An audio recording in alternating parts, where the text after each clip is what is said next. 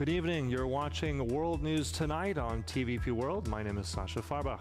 Let's begin now with the latest headlines.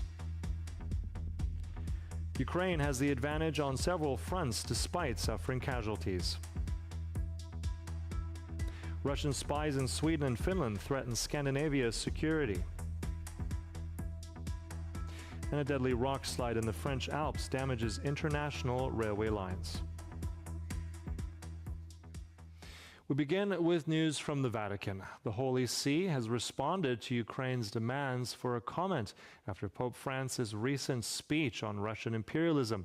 The head of the Catholic Church told Russian students that they should look back with pride on the achievements of the Tsars. The Vatican says Pope Francis was improvising. He did not mean to encourage imperialism in the modern day. The Vatican is yet again scrambling to explain the controversial words uttered by the most important person in the Catholic Church, Pope Francis. The Pope intended to encourage young people to preserve and promote all that is positive in the great Russian culture and spiritual heritage, and certainly not to exalt imperialistic logic in government personalities. But Ukraine, which is currently defending itself against the Russian invasion, is not convinced by this statement. This is what Pope Francis said to several hundred Russian students from St. Petersburg during an online meeting on August 25th. You are heirs of the great Russia of the saints, of kings, the great Russia of Peter the Great, of Catherine II, the great Russian Empire, cultured, so much culture, so much humanity. You are the heirs of the great Mother Russia. Go forward. This is the true face of Russian imperialism. The war in Ukraine is a perfect example of Moscow's insatiable lust for power, which is quite similar to the policies of Tsars, Peter I and Catherine II. Catherine II is not from the Polish perspective, nor from Ukrainian perspective, or the perspective of today's Lithuania, Latvia or Estonia, is by no means Catherine the Great. If it was not for Catherine the Great, there would be no suppression of freedom in Ukraine and also the Crimea.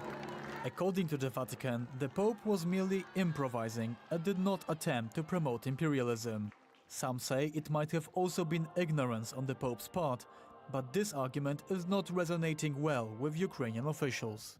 It is very unfortunate that Russian grand state ideas, which, in fact, are the cause of Russian chronic aggression, knowingly or unknowingly come from the Pope's mouth, whose mission, in our understanding, is precisely to open the eyes of Russian youth to the disastrous course of the current Russian leadership. Pope Francis has been rather reluctant to officially condemn the Russian invasion of Ukraine. His approach reflects the sentiment of his home continent, South America. But while South American countries are slowly warming up to the idea of criticizing Russia, Pope Francis continues to cause controversy in this regard. And after the news, we'll be speaking more on the latest controversies regarding the Pope's statement with Andriy Ossadchuk, a Ukrainian MP. So stay with us here on TVP World. As Ukraine observes the Day of Remembrance of its defenders, Kyiv has bid its last farewell to the flying ace known as Juice. We're now joined by our correspondent Oz Katerji in Kyiv to tell us more.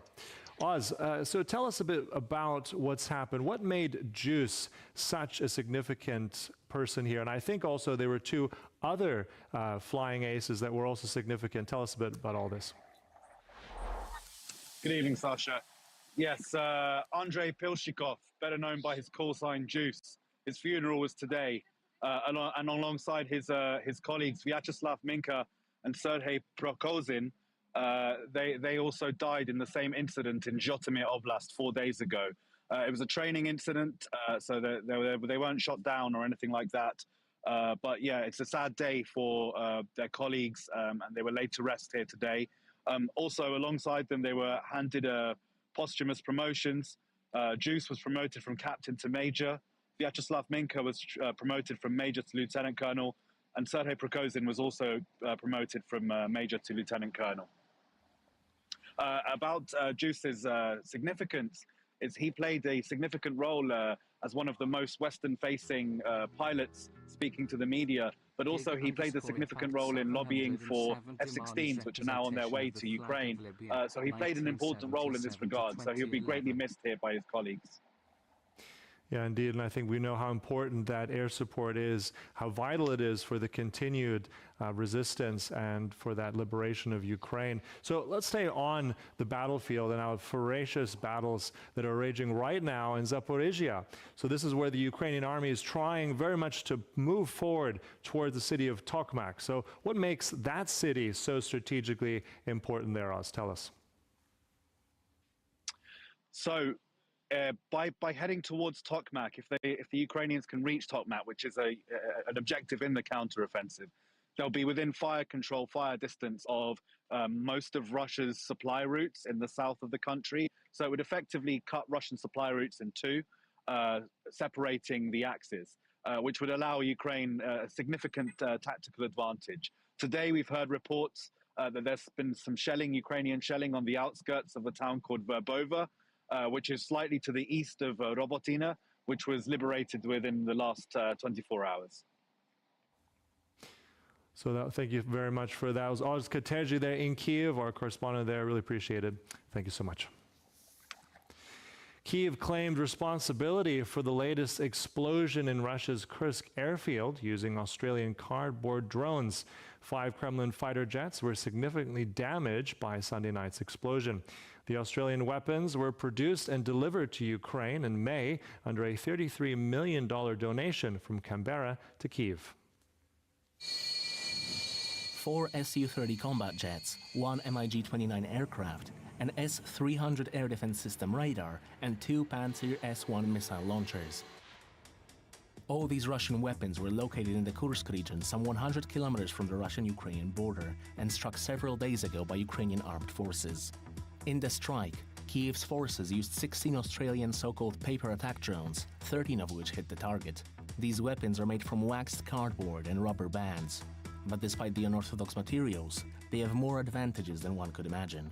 Well, it would seem that the material that is used, i.e.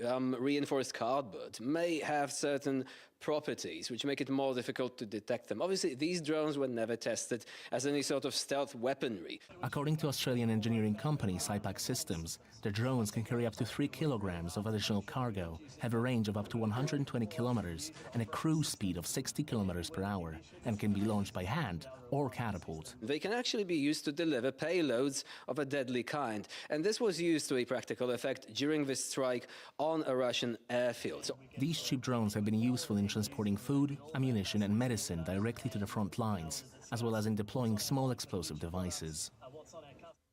After the death of Yevgeny Prigozhin, the Wagner mercenary group will likely stop existing in its current form.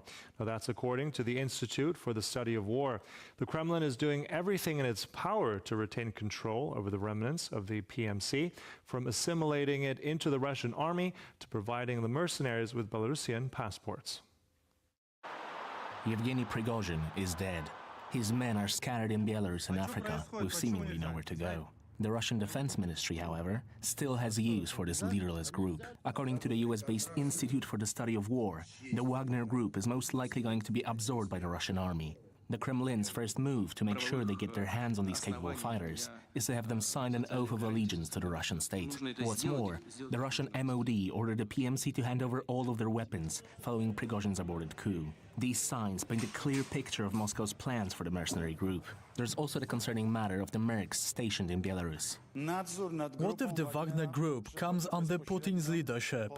Let everyone answer this question for themselves. Will the threat from the Wagner mercenaries in Belarus be bigger or smaller?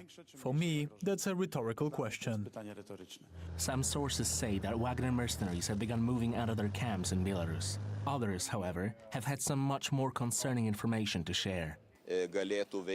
We recently received intel from some Belarusian opposition members that Wagner mercenaries are receiving Belarusian passports.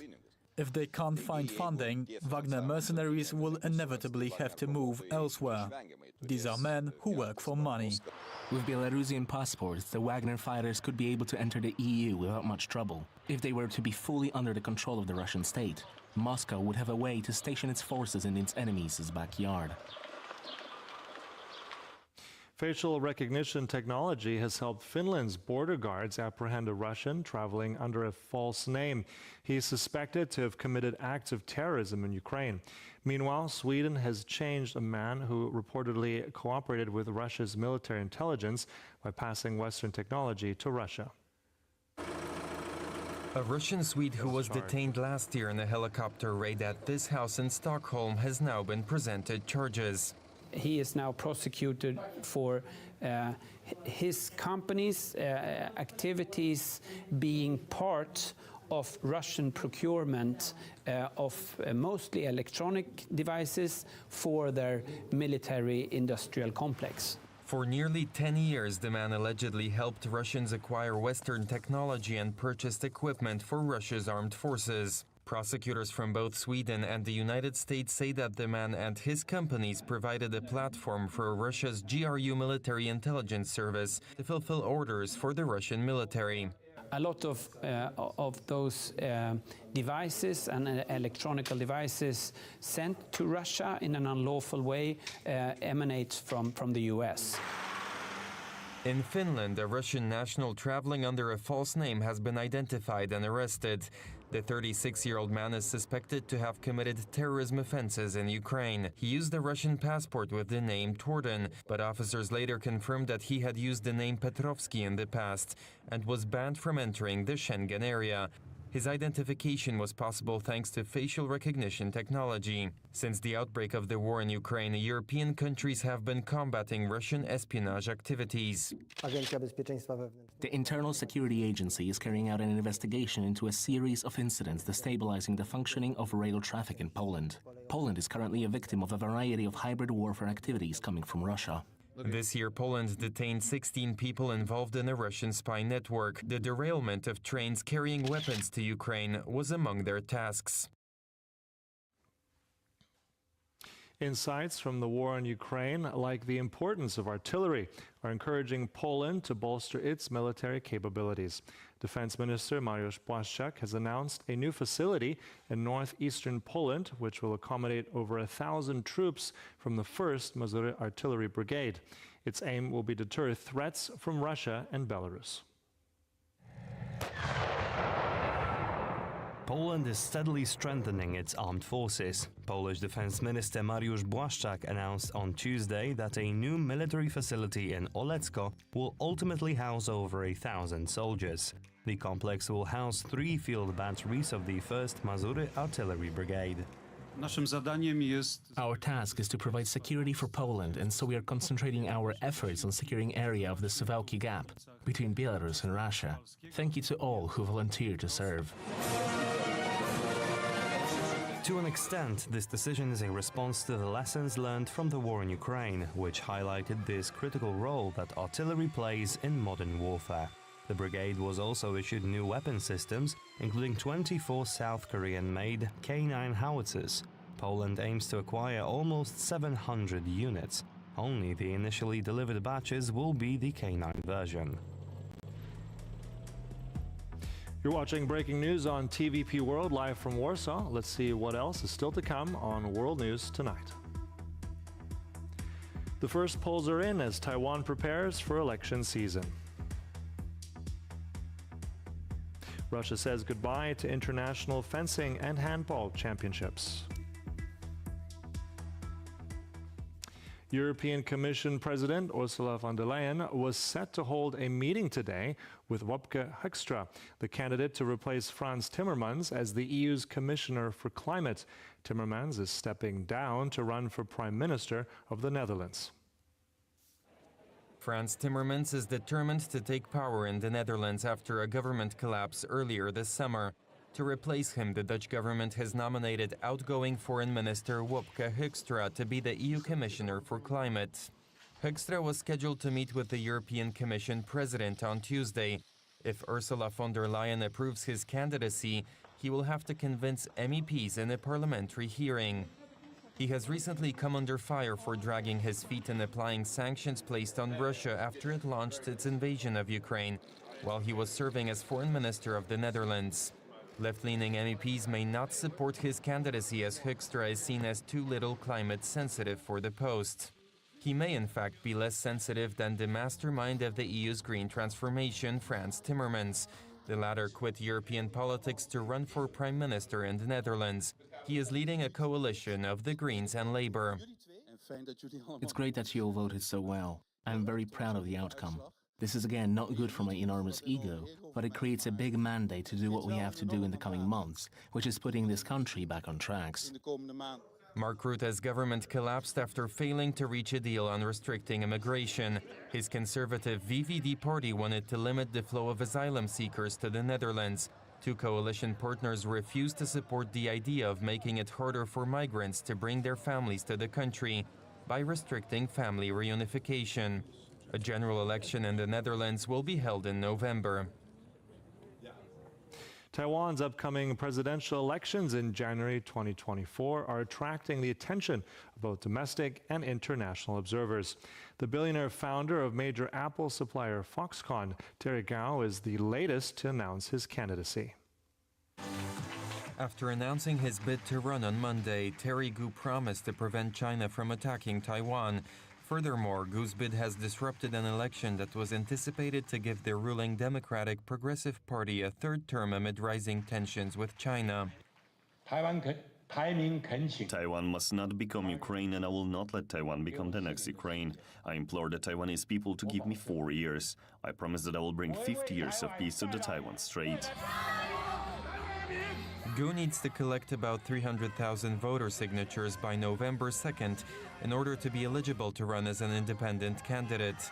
He entered the presidential race last year as well and withdrew after failing to get the support of Taiwan's biggest opposition party, the KMT. The other candidates include the ruling Democratic Progressive Party's William Lai Ching-te, the Taiwan People's Party Ko Wen-ye, a former DPP militant, the new mayor of Taipei City, Just took a shower who represents to the fix KMT my headache. party It that didn't supports work. close ties with China. U.S. politics and the economy in the region could be directly impacted by the results of Taiwan's presidential elections. Additionally, the rest of the world could also be affected by them, as Taiwan controls a big part of the semiconductor market. Bernardo Arevalo has finally been certified as the new president of Guatemala after he won the election last Sunday. The progressive candidate now has to wait until January 14th, 2024 for the inauguration. I'm trying to fix the thing. I declare the presidential election of August 20th, 2023. We don't know what's happening here. I have to show you my stuff that I've saved. Oh, a lot of it. Hey, we can try, but like I really don't want to game too much on stream. We can try if you want to. I don't want to be a gaming stream person.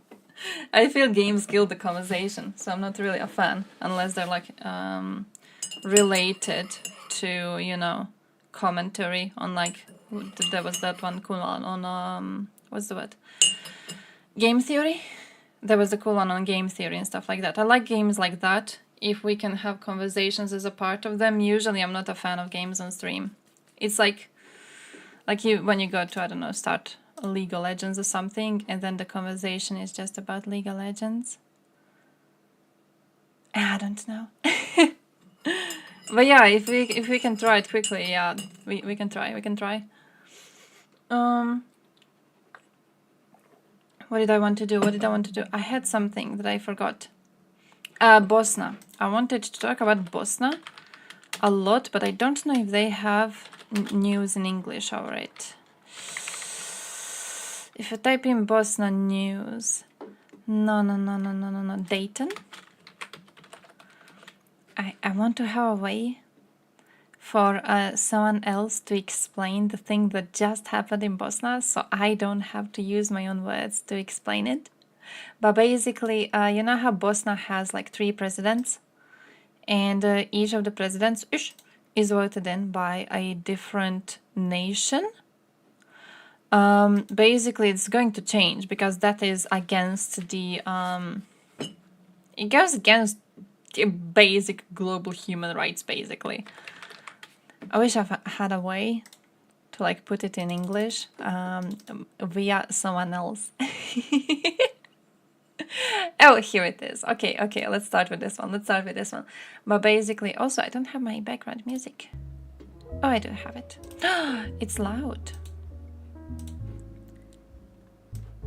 It is loud. Why are you this loud? Be quieter. Thank you. Okay, so this is the meme research. This is unrelated.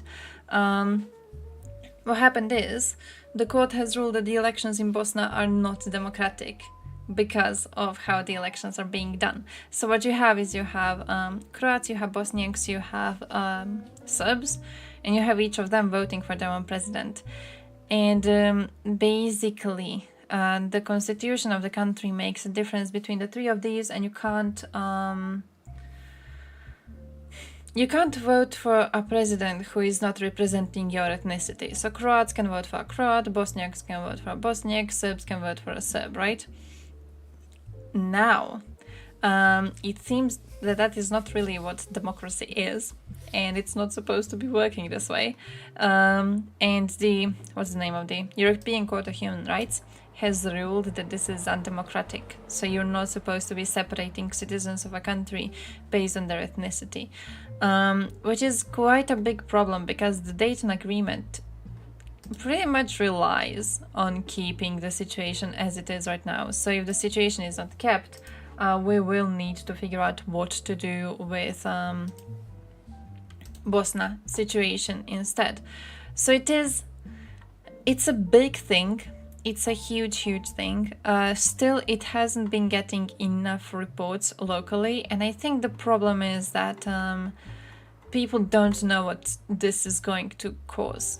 Because like I don't know what this is going to cause. I don't know what happens after this. I don't know what happens after they know that their current system is not democratic and they have to figure out a better system. I have no idea. Yeah, Bosnia is obliged to carry out a reform of the electoral system, but it has not yet done this.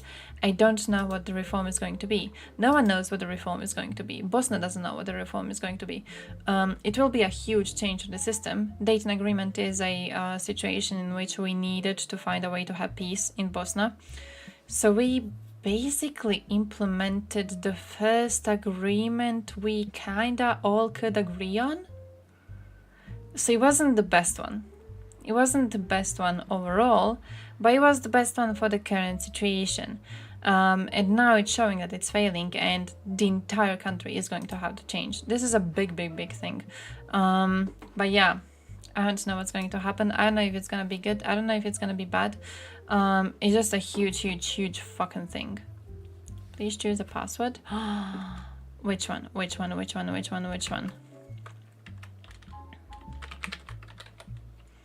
Zin Q123 says I don't have a password. I want 2 special and I want a dot between these 2. Why would the digits must add up? Does it just like keep on adding more rules until you like sort it out? That's the entirety.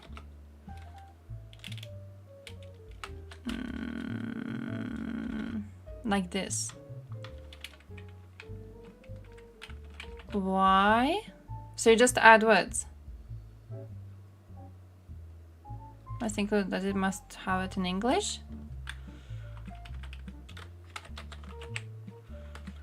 There. Must include Pepsi. But yeah, but then you just add them up. Should multiply to 35. It's not a Roman numeral. It's a letter.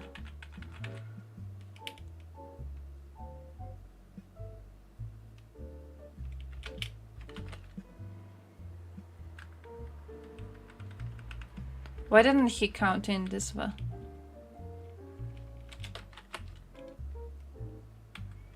Oh, because it was small? He doesn't count it because it's small?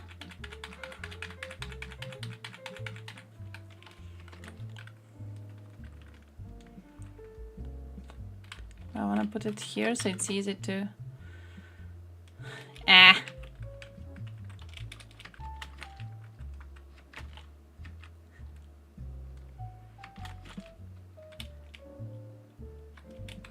25, 30.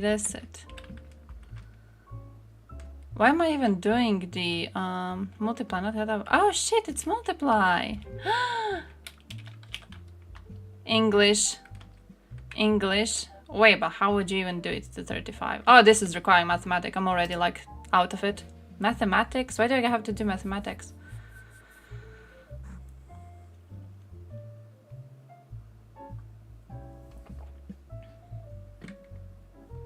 How the fuck would you even do mathematics to reach 35? 5 times 7, the fuck do I know the number for 7? I don't know. Oh, it's like a VII. You just add e's to it. Wait, then I have to fix this one. Because in the end, he's definitely gonna do the pussy thing.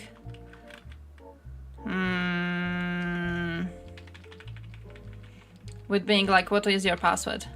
Is he gonna do the thing with like, what is your password? And then I'm gonna have to know it. I feel like that's gonna be a part of it. I feel that's what he wants to do. Should I keep on copying it all the time to have it saved?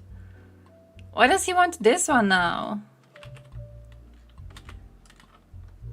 Soup Cookie, by the way, how's life going? They must add up to 25. Okay, so I'll just remove this one. What's today's wordle?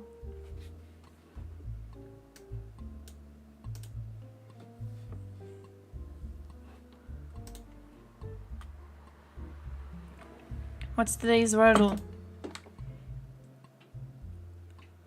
I want hits. I want fucking wordle.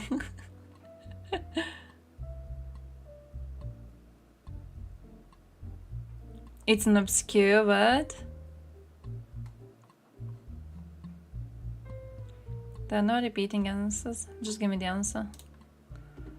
Caper? The fuck is caper? Oh, did I just spoil Wordle for you? I'm sorry if I did. What is this? Do you play Wordle? Do you follow Wordle? It looked fun, but like now that I know one of the answers is fucking caper, the fuck is caper? What is caper? Plant? Oh, you don't follow it? It looked fun. For a while, everyone on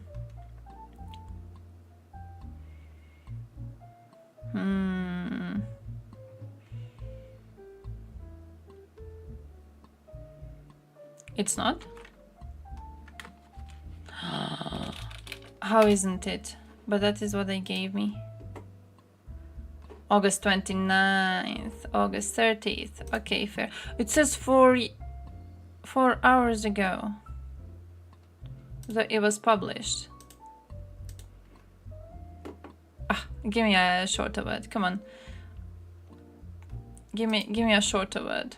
Oh, they just gave me a hint.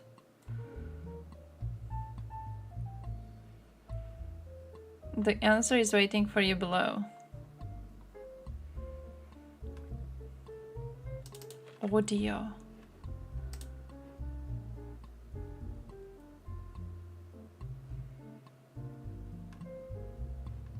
This one is supposed to be my audio? How do I add emojis? Oh! Moon.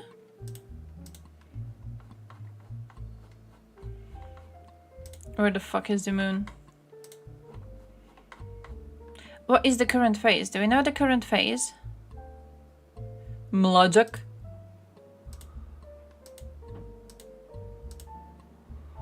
Oh, it's this one, I guess.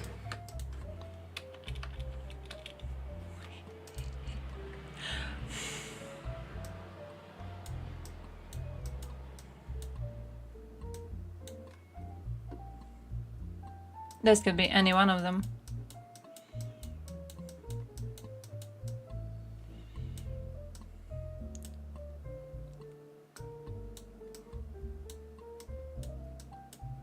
That's Cyrillics. I think it's Turkey.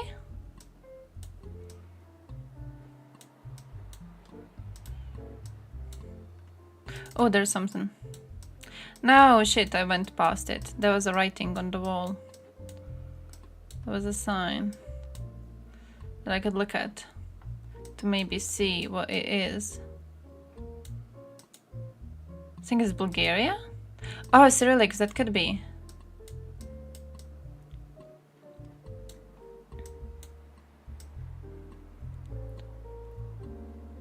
Antiquariat? Bulgaria. Ah, fuck, it's not. Here's a Cyrillic. It's not Serbia, I think. It looks too good for Serbia.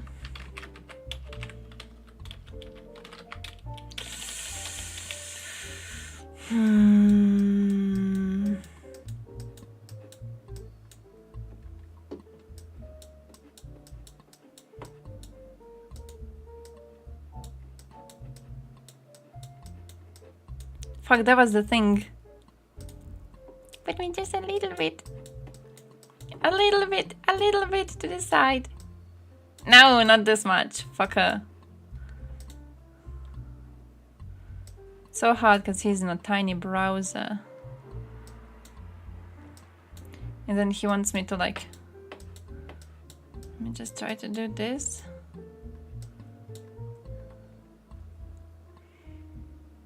Nah, I can't read that shit. I can't read that shit. Stomatal... Oh, stomatologia. Doctor? That's why you go for the doctors. Who the fuck uses Belarus?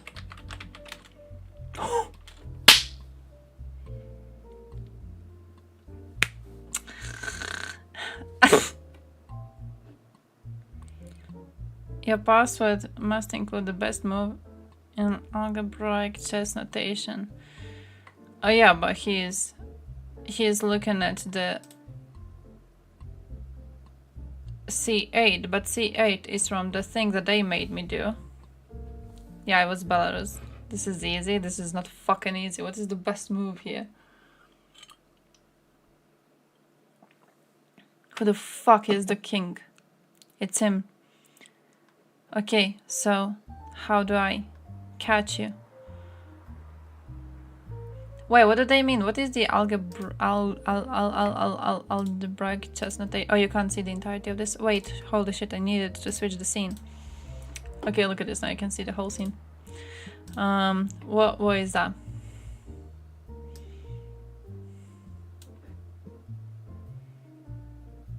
Taiwan, I promise to not bomb Pskov.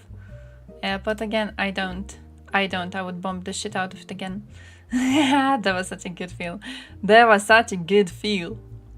Rook to d1? bxa? What does that mean? Goddamn chestnuts, holy shit, my dudes. You know how hard I'm trying not to fucking think right now? Because I've got a headache? Ah, fuck. Okay, I can be having... Where the fuck is the rook? Wait, do you do X to like... No, you don't. I was trying to figure out how you write chess moves. How do you do the chess movie thingy?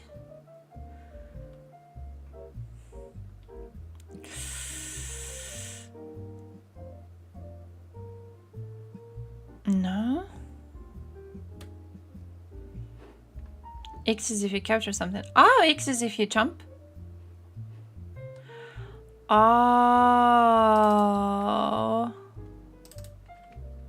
What is that? Illegal moves. You just went to prison. You just went to prison. You went to jail, my dude. You're gone. This is illegal. I'm already having an illegal move right here, right here. Can't have another illegal one. You wanna go for the queen? I wanted to go for the king. I put my drone's batteries on charge. So he can follow. So he can follow. Man, the attack was beautiful. Have you seen them burning? Have you seen them burning? Because I saw them burning and it was nice. That was fucking nice. Can I... No.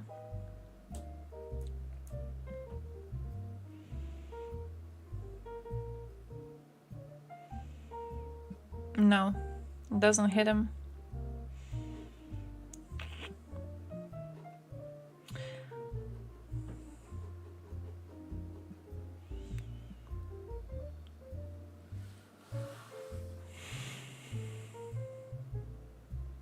Why would I want my queen to get eaten by a pawn? Would I want my queen to get eaten by a pawn?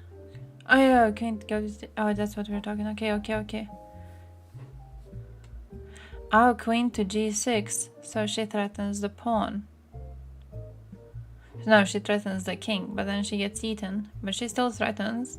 Would I count it as the best move because she's just doing the threatening? Probably not, huh?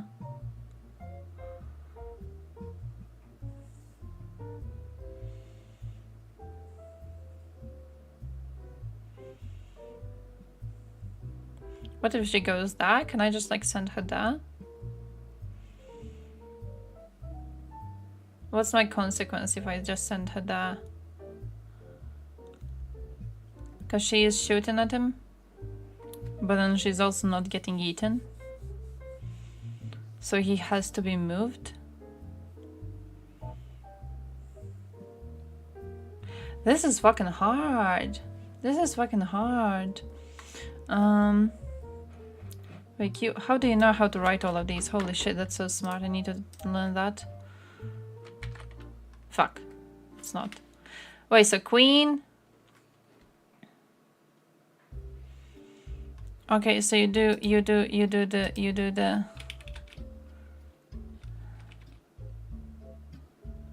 first letter is piece name, then the new position. Ah. Okay. I was never doing those. When we were playing chess on stream, I remember always getting people in chat and they would be like, I know how to do the moves better than you. And then they would write little band of letters to tell me what to do, and I would never understand it, so I was never bothered by it. I was always like, bro, what? Huh. Knight, horse. And the first letter is N-Y. Rooks, knights, bishop. What if I want to move a rook? What if I want to move a rook to like, it would be R, D, 1. Okay, we're moving rooks right now. Because I can write R. And then I jump on you. Okay, check this out. Rook to A4 and you trump the piece. Why didn't that work? I want to go here. Listen, here's my tactic. Okay, here's my tactic. It's a genius one. Rookie goes here, chomps on this piece. Gets eaten by a horse, right? But that's not the end. You have a hunter. Oh, I need X, not plus. True. Hunter chomps the horse. Then hunter gets a clear line to shoot at the king. Ah, you have to do the X bit.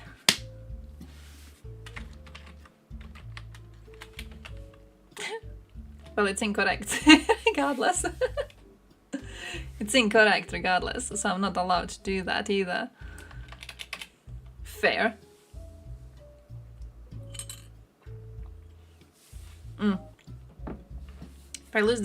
If I use the bishop though, then I'm problematic because I'm using the bishop and then the horse trumps him and then the rook comes in here and then he can't target the king.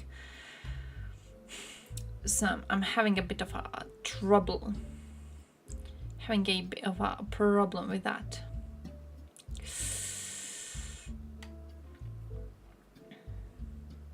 Pawn e7. You think it's pawn e7? Bro, if it's gonna be that, I'm gonna cry.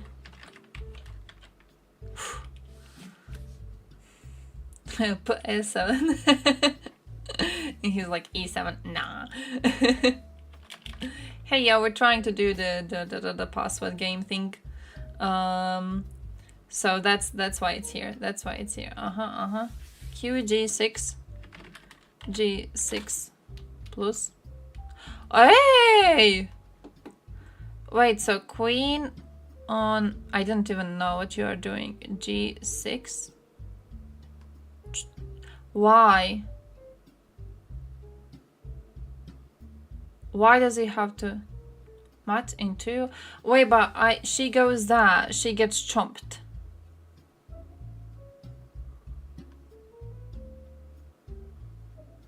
Pawn takes Q. Bishop retakes. Where the fuck is he? Ah, here he is. That fucker. Okay, haven't. Okay, okay. Chick. Budget.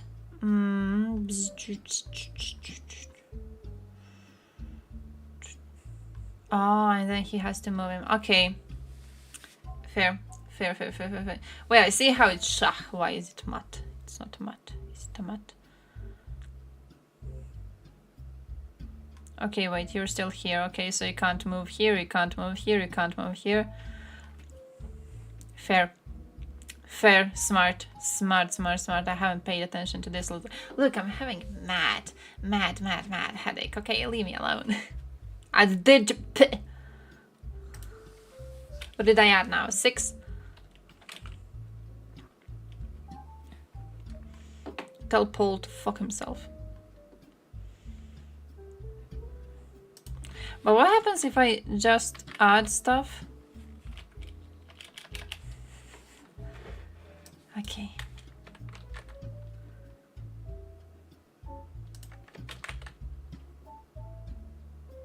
Atomic numbers that add up to 200? Bitch, do I know atomic numbers? Man. How much do they add up for now?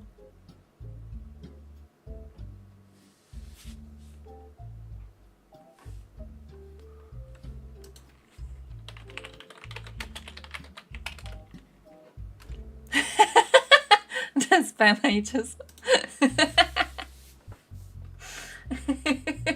Can do that, I guess. What? Did you see this? Look how cool this is. Have you seen this? Was this always a thing? What cool little website.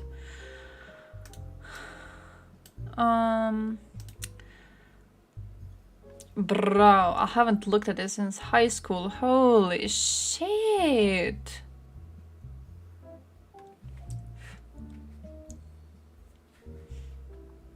He made the website.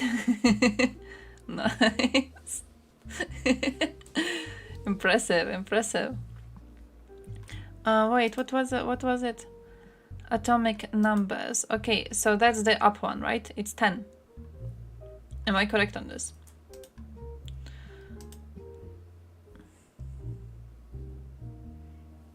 Nice. Okay, something stayed over from high school days. 33.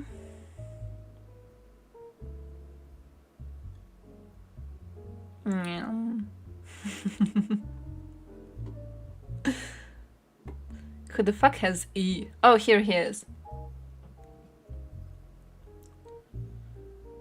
139, is it? Is it 139? I guess it is. I'll just pretend it is, and then if the calculations are incorrect, I'm going to edit it. But it seems like it's going to be a lot bigger. 139.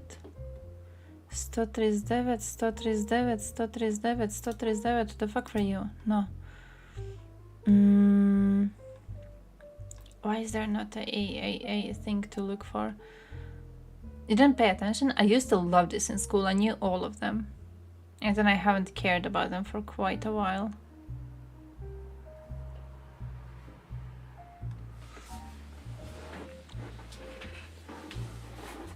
Wait, the Roman numerals alone are 132? And then before this we had 10. So 142. Then I didn't calculate something properly. I need to write this down. Stay in school thing, kids, that's true. That is true.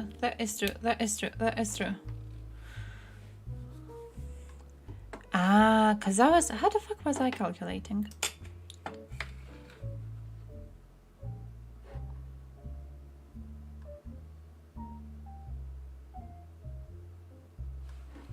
I need a calculator on screen.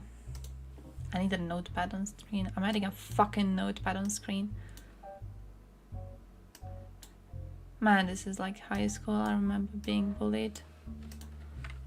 Ne. V. I. No. V. V. P. B. Okay, let me show you my notebook on screen so you can look at it. So you can cry with me. Is it window capture? Notebook. Nice. Check it out. Here he is. I'm making him smaller so he doesn't take up a bunch of the screen, but here he is, okay? Here he is. So then from him, when I go here, okay, and when I try to look at the numbers, I get ne being 10. I get V. Where the fuck was V? 23. And it's 23 here again. Right? I get EE. Where did I have E's? I lost him again. I lost him previously too. Oh, here he is. 53. 53-ish. And then 53 again. We got no. Man, I swear this thing changed since I was in high school. I swear it was different before. I swear it was different. I'll probably just need to delete one of these. I'll just need to get rid of one of them.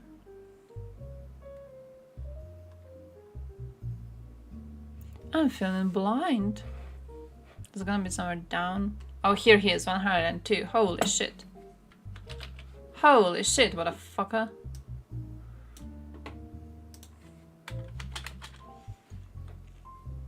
Bottom right, yeah, thank you.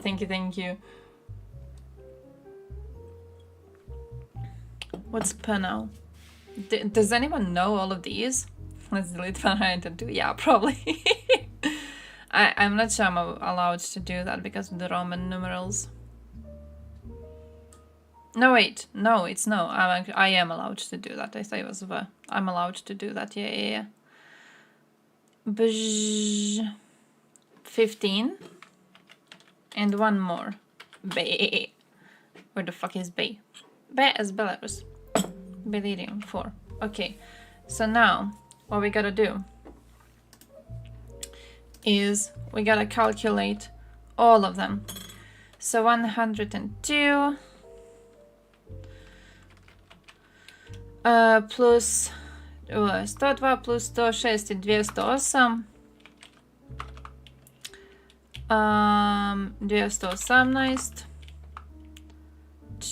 218, 221, 241, 264,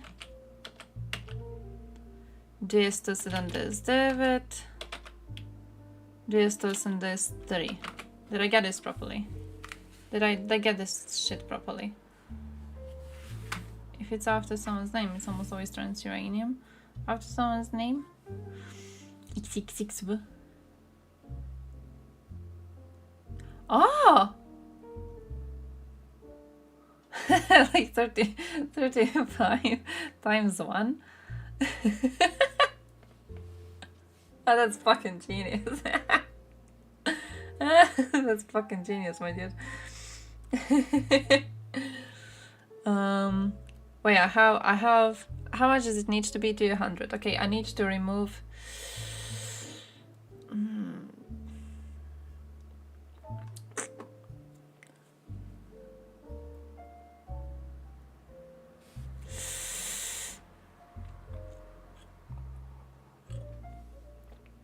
Was this? No, wait. This was important.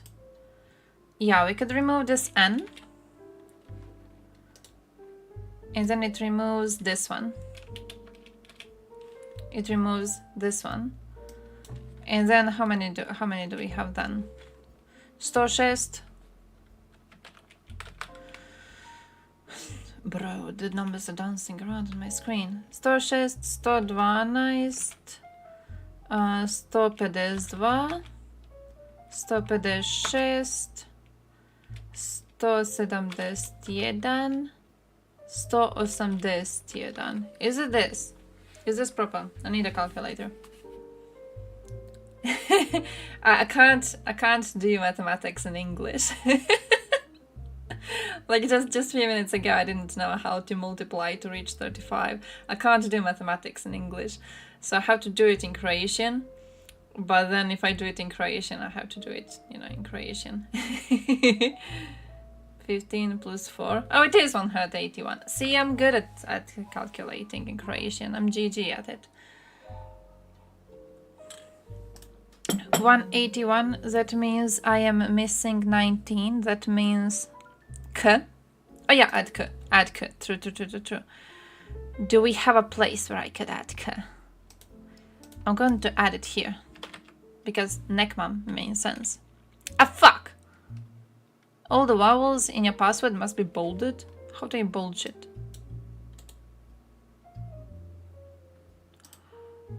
Oh.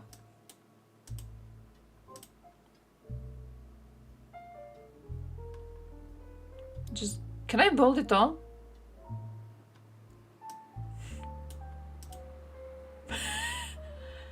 Ah! Ah!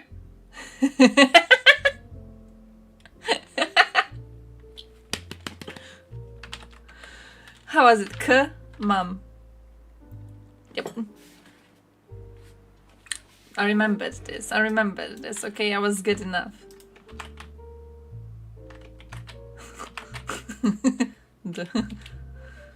One of the following.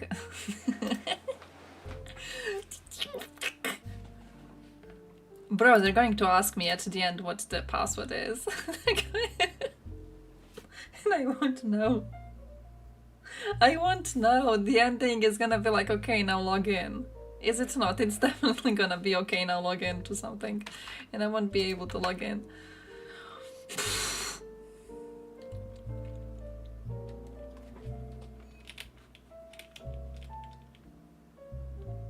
Oh, he's counting E.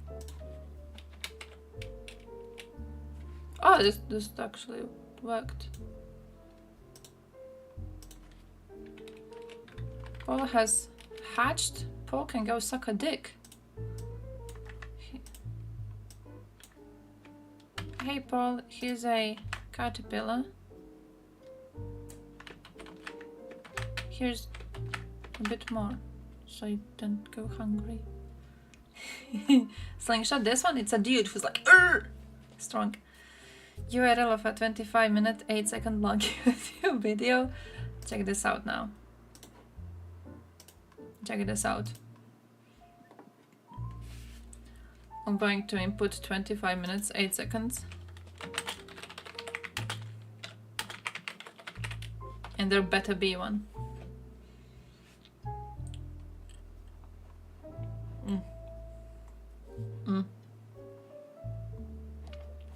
Bro, 25:09?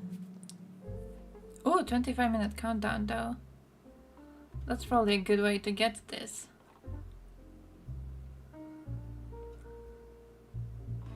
No, I'm trying to get the link. I need to have... Did you find one? Yeah, it has 9 too. Are they going to acknowledge it because it has 9?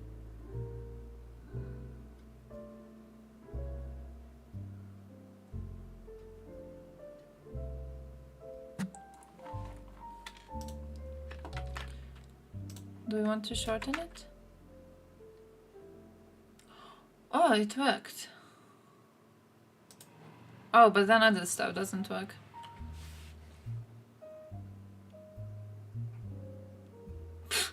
Oh, wait, it's been like 4 minutes?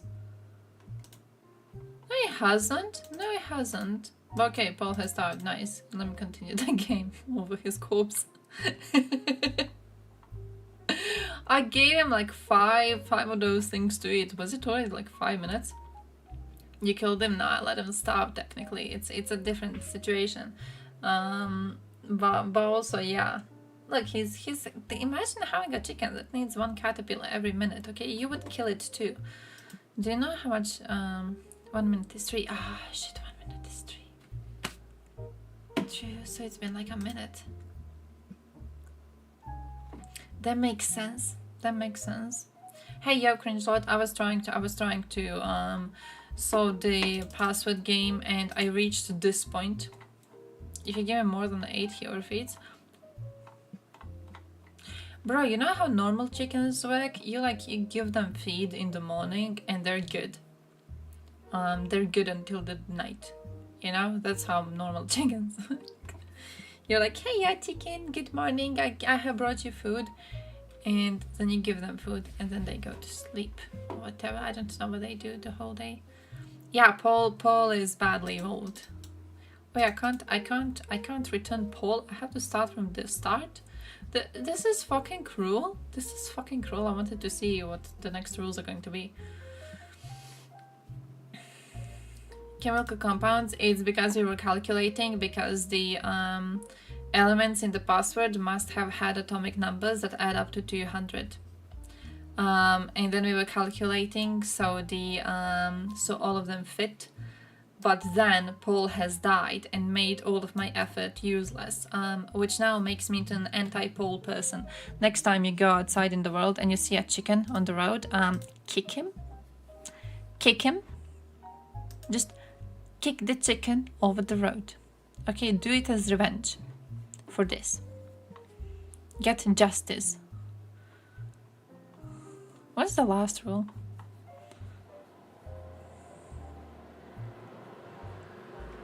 See, I have busted. After following all 35 rules, you will be asked whether this is your final password. Be prepared before clicking confirm, as you'll immediately be given just 120 seconds to type in your exact password. If you fail to do so, the game will reset and you will have to start from the beginning again. Couldn't I copy paste it? Couldn't I have copy pasted it? Did you copy paste it? Because I could copy. So I guess I could just take the password and just paste. You can copy paste. Ah, nice. Ah, nice. So that would have been easy. That would have been the easiest part of the game. Everything else would have been really, really hard. Look at this stupid ass bitch Paul. After saying it's your final password, you can't. After confirming, so you should be copy pasting before. Yeah, bye. That's not fair. That is not fucking fair. That is not fucking fair. By the way, guys, I didn't look at what was happening in chat, so GG you people. But holy shit, this was cool. Nice. Thank you for sharing. Thank you for sharing. I hate Paul. turned me into an angry person. By the way, also dudes, my bros, I've got a mad headache. So we will probably do a little bit of a shorter stream today. So I can kind of chill. So I can kind of chill and be in the darkness and drink 20 pills. I wanted to actually do a beer drinking stream today, and then I was like, because my head hurts. Like, I don't know what's wrong, it just hurts. Oh, come on, the wiki times. That was nice, wasn't it? Also playing paladins and being happy, and then learning about whatever is new. I've got so many notebooks from that time that I've written about like everything. That was fun. Your current time. What if I write 1834, because that is the time in Croatia? Would they know? Would they know? 20 pills? Yeah, I'm gonna drink like 2. I'm already on 2. Doesn't feel good, my dude. Doesn't feel good.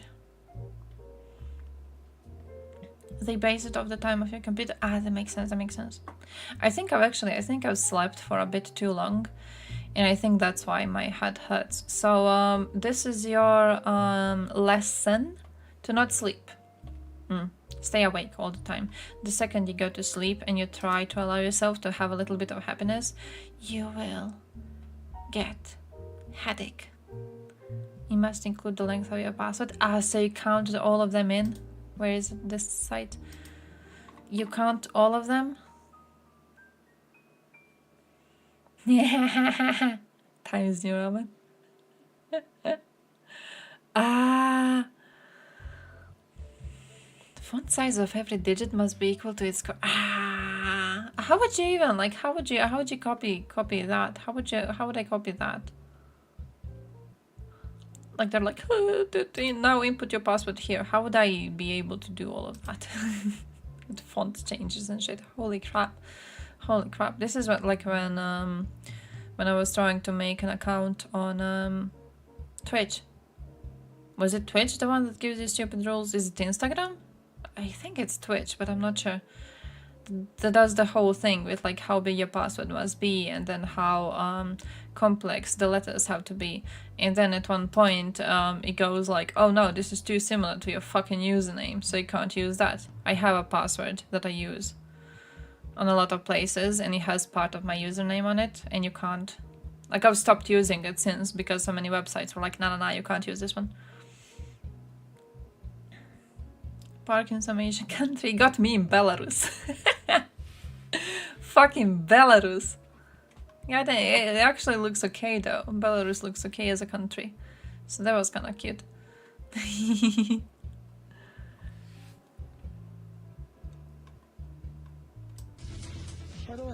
What is this?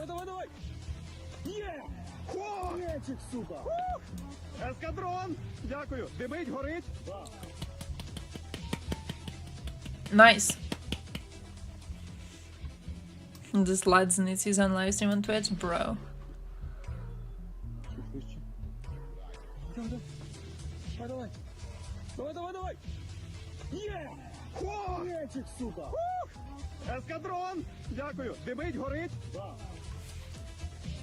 Impressive. How did he fucking know? The contrast between this and then that video we watched yesterday of Russians hitting toilets. What is this? The bridge? The bridge?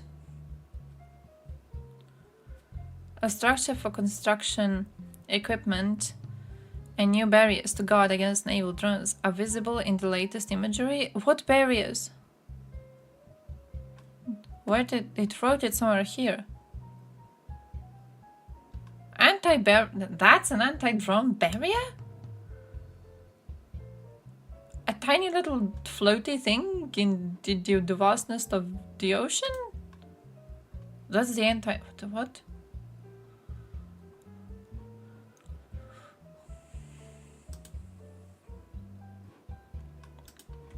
I may not know how they work. I may not be aware of how anti-drone barriers work. It may be something that is a bit too complex for my understanding.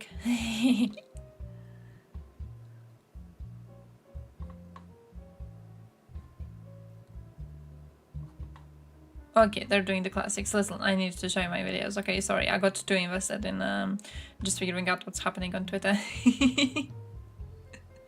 I have stuff to show you on Germany. Let me find this. I have stuff to show you in Germany. Basically, it's TVP reporting on what's happening in Germany. We have big stuff happening in Estonia, and I was actually very, very happy to see a video just on that, because we need to look into this. Yesterday, we talked about watching the video with the naked dude. Where's the one which mentions the naked pilot? Here he is. So we gotta watch the naked pilot video, because I don't know what this one is. I haven't watched it. I saw naked pilot and I was like, yeah. But also, fucking Bosnia. You must know what's happening in Bosnia. I already mentioned this at the start of the stream. I don't know how many of you were here, but you must know what's happening in Bosnia, okay? Because the European Court of Human Rights said that Bosnia's elections are undemocratic because they separate between Croats, Bosniaks and Serbs in the elections, right? Big thing, big thing. YouTuber with naked asshole? He was fucking Singapore. How did you figure it out? Did you write all of them? Like all of the countries that you know? Who is the YouTuber with naked asshole? I only know the one with his schlong out. Which one had that? What's his name? Penguins made a video on it. That's why I know about it. I show speed. I should speed, that one. Tito Sexual is it's basically a meme that I added because a lot of Westerners don't know what they're talking about when it comes to Yugoslavia. So I'm trying to bait them out. But Tito Sexual means being attracted to qualities represented by former Yugoslav president and revolutionary Josip Broz Tito, which means not liking Soviets and making something out of Balkans, and then also borrowing lots of cash money and never returning the mentioned amount of cash money, and wearing really, really, really cool sunglasses. That too. Loving Tito, heck yeah. Yeah, Tito was a very controversial figure, and I am personally absolutely okay with criticizing the shit out of him. Man did participate in certain war crimes, so he was not a person worthy of, you know, full admiration. But I just find it funny that he seems to be the only person that people outside of Yugoslavia know about, and he seems to also be the one that they have really strong opinions on. It's kind of interesting to watch. Like, I've met more people who adore Tito, who are not from Yugoslavia, than I've met Yugoslavs who adore him. That was kind of interesting. Sign in the middle of nowhere showed direction to Bayfront Hotel. Ah! Oh, that's kind of cool. That's kind of cool that you figured it out. Cause like I had that stupid ass sign on some building shit, and I thought it was going to be like those European Union signs, and then you see which country it is, and then you didn't see it. He sometimes wore 5 different outfits in a single day. Bro, the fashion icon, and also a quite prolific killer of Nazis. Look, my man was everything. 53 seconds? I need to practice. I need to practice to be able to do that. Yeah, change your mind. Which one is that? Hot and cold. That's what it is, that's what it is. Hey, polarized reactions in Bosnia after the ruling. Ooh. Oh. Personality cult? Yeah. Yugoslavia kinda existed based on the personality cult. So while Tito was alive, Yugoslavia was alive. In a huge part because we loved him so much. We didn't want to think of separating, really. And then he died. And then after he died, we kinda just went our separate ways. Yeah. Polarized reactions in Bosnia following the ruling of the European Court of Human Rights. Oh.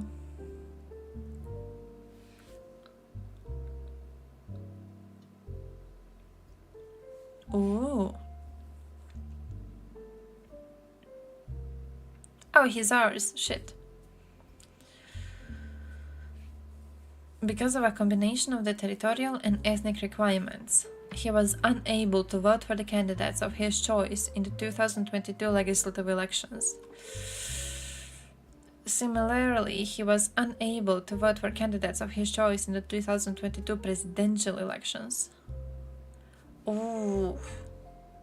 Do you think he really was unable to vote, or do you think he just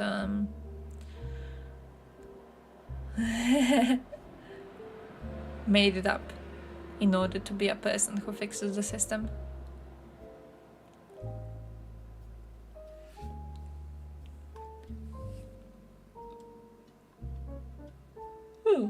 Ethnic Serb and Croat parties harshly criticized the decision of the court.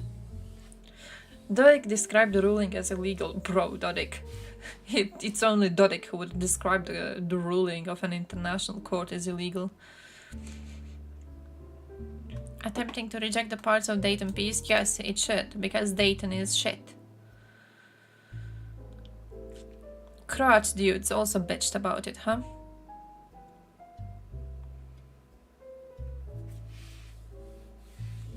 Croat National Assembly believes that certain interpretations of the ruling cannot call into question the equality of Croats, Bosniaks and Serbs. Those comments are politically motivated, without foundation in human rights, and are against the Dayton Peace Accords. We welcome the statements of European Court of Human Rights that the authorities of Bosnia and Herzegovina should decide which is the best political system and how to address the issue of human rights discrimination. Bro, the best political system is definitely not the current one. Have you not looked at the situation in Bosnia? Holy fucking shit. They're like, yeah, well, maybe they can just look at the situation and figure out what needs to be fixed. My dude, have you not looked at where they are right now? Any sort of alternative would be better, probably. I got a sister from Greece arriving. Nice. I'm going to be sharing some beers. Hypothetically, using technology, we were able to create a transhumanist AI Tito that never ages or dies. Would he be able to reunify Yugoslavia?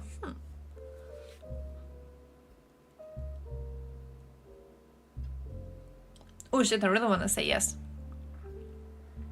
I'm trying to figure out a reason for no. The only reason I have for no so far is that he borrowed a lot of cash money and then died. Now, if he never were to die, I'm not sure how long he would be allowed to be accumulating this debt and then, you know, as a result, keeping his people living okay. I'm not sure he wouldn't have been overthrown. Luckily, he died before he had to face that issue, and then, you know, whoever replaced him had to be the one facing it. But yeah. Oh, I want to say he would. There's a lot of Yugo-nostalgic people, Tito-nostalgic people around. They would probably be happy to see him brought back. They would probably celebrate it. We would be like, ooh, it would be tanky dream space. Holy shit, can you imagine tankies coming here? Balkans with EU money or Yugoslavia without? Balkans with European Union money, absolutely.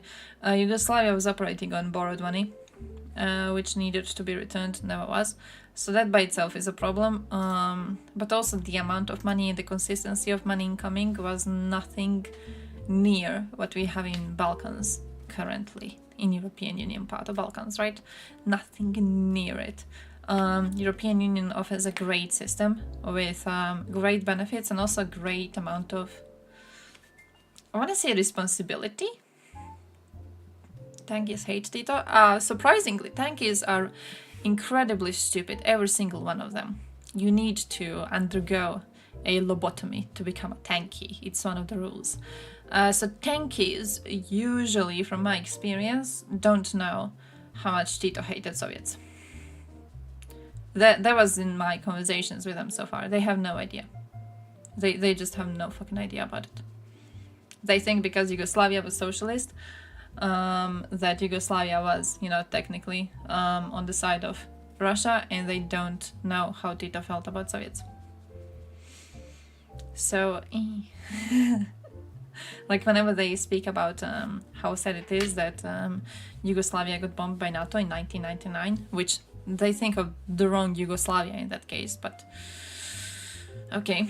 But even then, they will kind of present it as like, oh, then the countries crumbled, and then you had countries which joined NATO, and you have countries which stayed together with Russia. But like if Yugoslavia was left standing, which is why they believe NATO bombed it in 1999, if Yugoslavia was left standing, then Yugoslavia and Soviet Union in combination would be too strong of an opponent for USA, right? Decommissioning all nuclear power plants? I don't agree with that. I think nuclear power plants are a great source of energy currently. Definitely better than relying on Russian resources. And also we don't have the renewables developed nearly enough to be able to keep the grid going. So I think nuclear power plants are a good thing to use in the middle. That's how I'm seeing it. How's put Tito in the C tier? Oh! Wait, did he comment on him? Did he comment? I kind of wonder what he would say about Tito.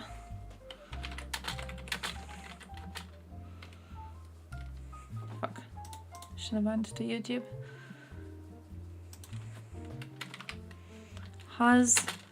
Communist tier list.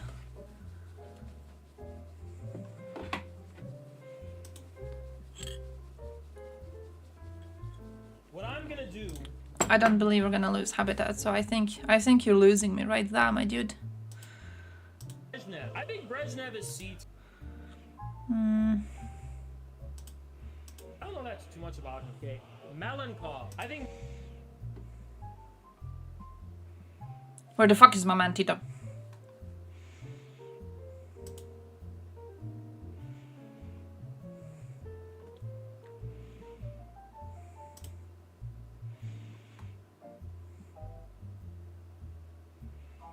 No Tito yet, right?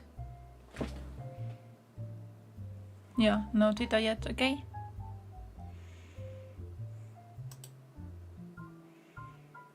No Tito yet.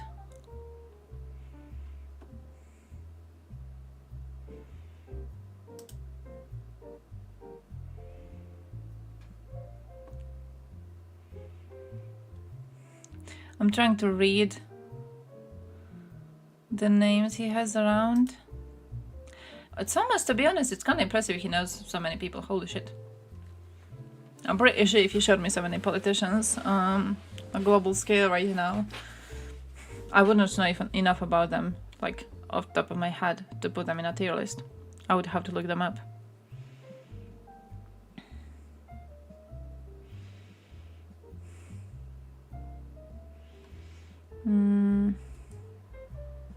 Oh, here.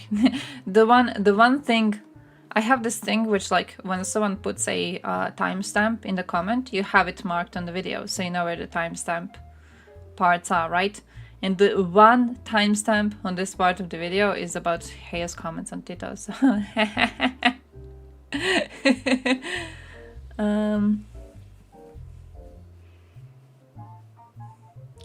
don't know. So C, I guess. Maybe that too. Maybe that too. It's impressive he knows so many people.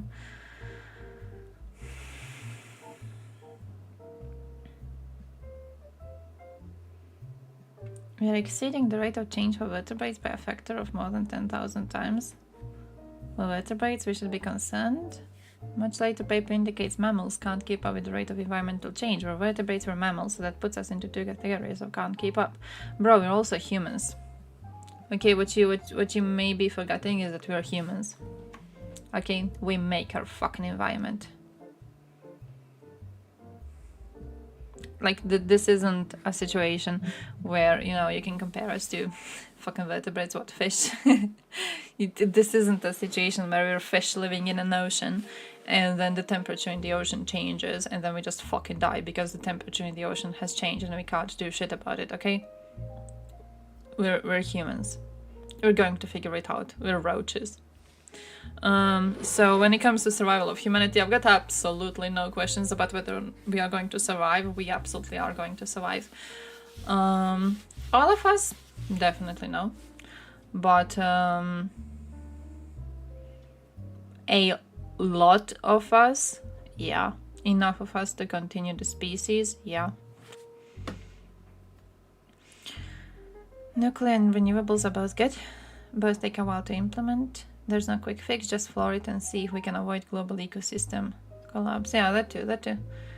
Action in the south of Ukraine. Aye. Let's go. Live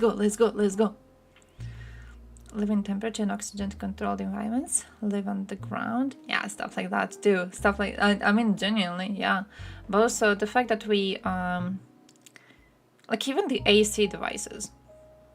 Come on. Even that, we can survive the hottest part of the day. The 25-minute counter just went out. We can survive the hottest part of the day just by being inside a house where we keep the temperature to the one we like. Like, we're going to be okay. I'm not at all worried about the possibility of us going extinct. We are fucking roaches, my dude. We're going to survive. Majority of humans is going to survive. We're going to be okay. When it comes to other mammals, lots of them will not survive, absolutely, which is why I think it should be our responsibility to work as much as we can on making sure the climate change doesn't happen as rapidly as we think it will.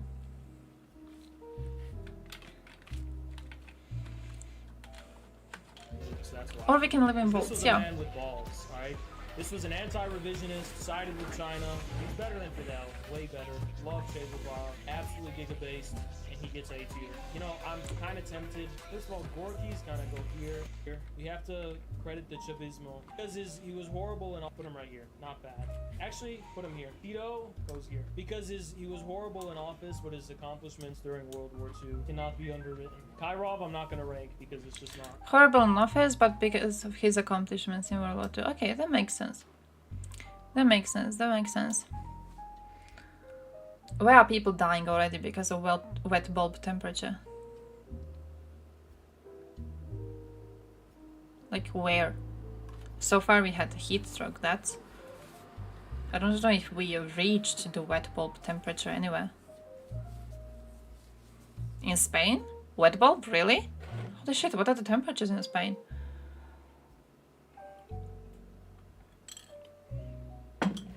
I haven't looked at you people at all, to be honest.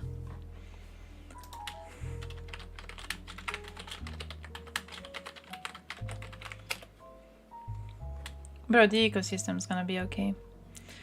We're gonna be okay, we're gonna figure it out. And just look, I'm not really, I don't know what to tell you, I'm not really taking the doomy gloomy predictions too seriously. Several times so far we've had predictions of like everything going extinct very, very soon. I've never bought any of it. So I don't know.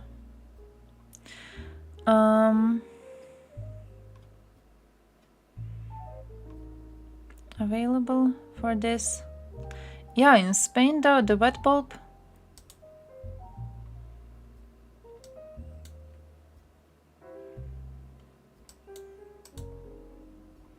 Oh fuck, how do I move around this one?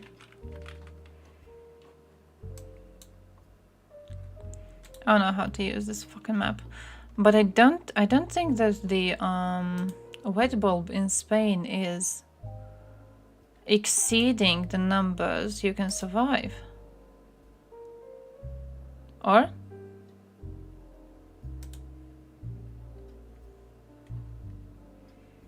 Wet bulb temperature, let's look at it here.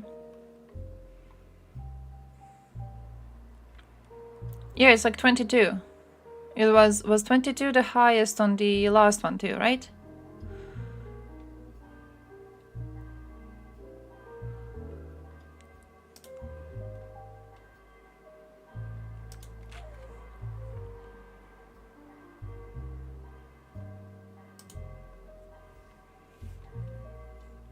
Oh no, the Celsius, yeah, but like the wet bulb. The Celsius, I can imagine, was that high. Yeah, definitely. Like, we had Celsius, 37, like normal temperature, right? So I can imagine that in Spain it would be 39, definitely. If we had 37 here, I wouldn't be surprised for a second that Spain was a bit hotter. Oh, wait. When was this? When was this? Ah, 2016. Oh, bro, that was old. 30. Okay, see, some spots in northern Spain reaching 30. That's...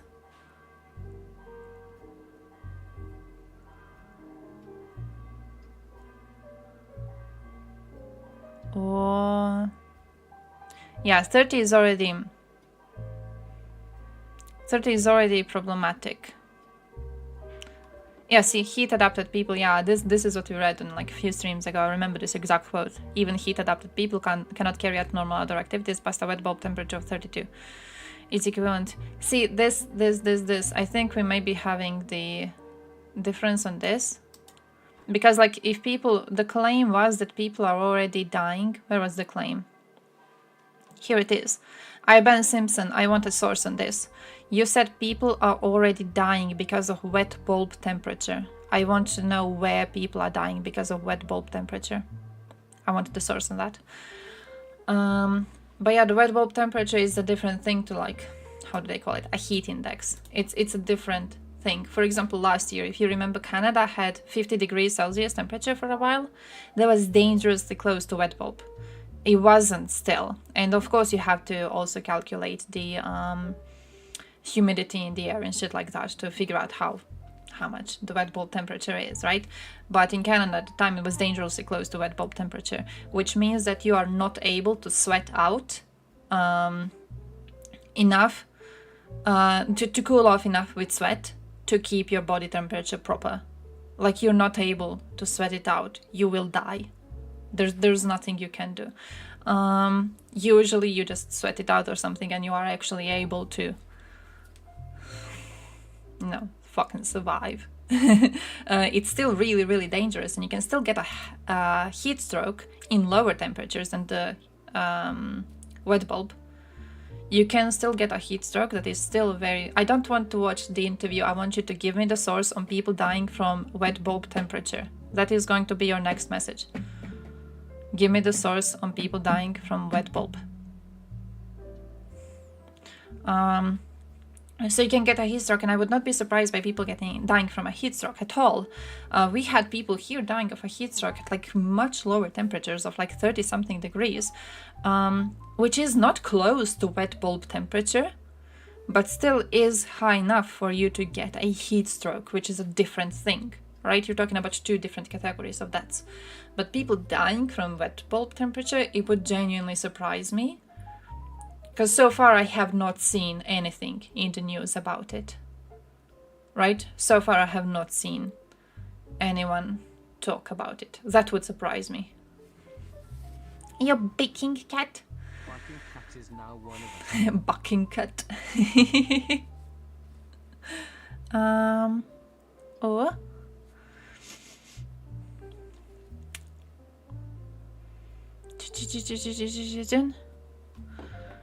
Oh, perplexity AI. True. Is the video specifically on people dying from wet bulb? Because I ain't gonna watch a whole fucking video of something unrelated. Brutal heat. I want the wet bulb. I don't care about the rest of his speech. Yeah, I was planning to ban him too. Holy shit. Oh, I need to start the goddamn what's his word? Bot.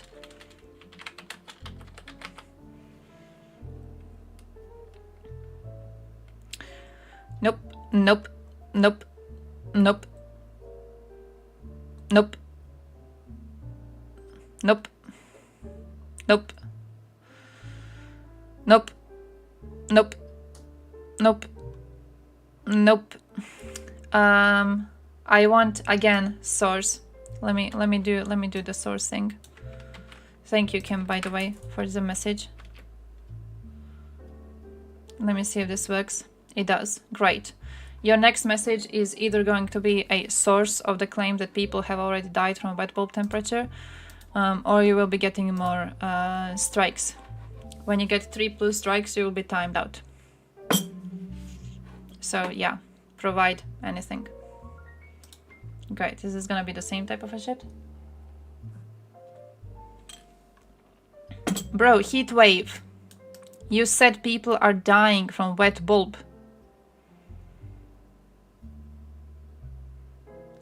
You said people are dying from wet bulb.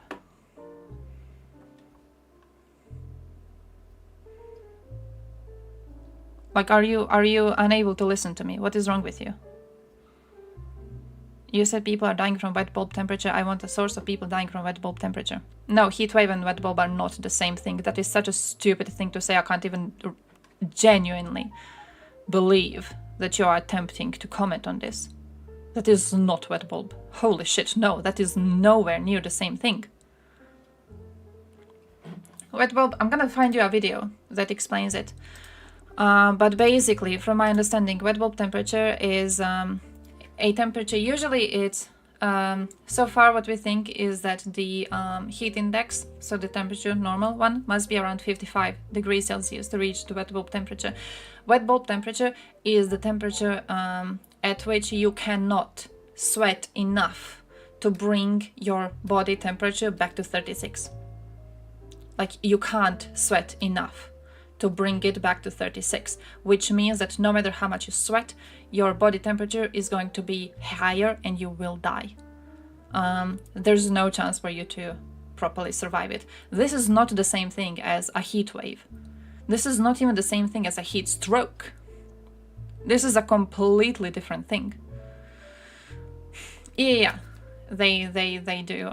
It's like you put you know the thing with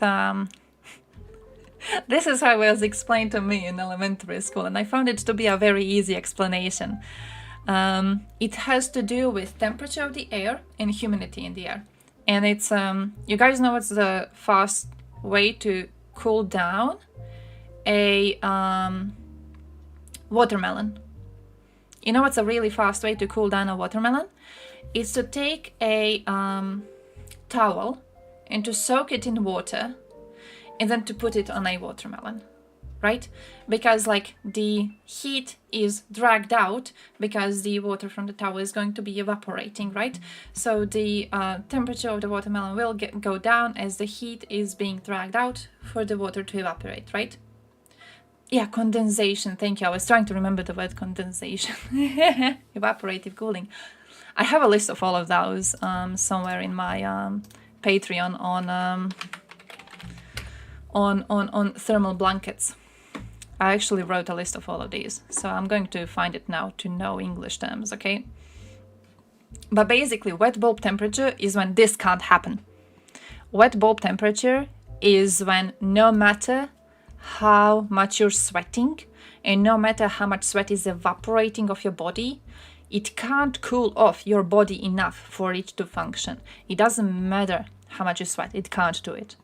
On the temperatures you have currently, your body is able to sweat enough for it to be cooled down to maintain the proper temperature it needs to live, right?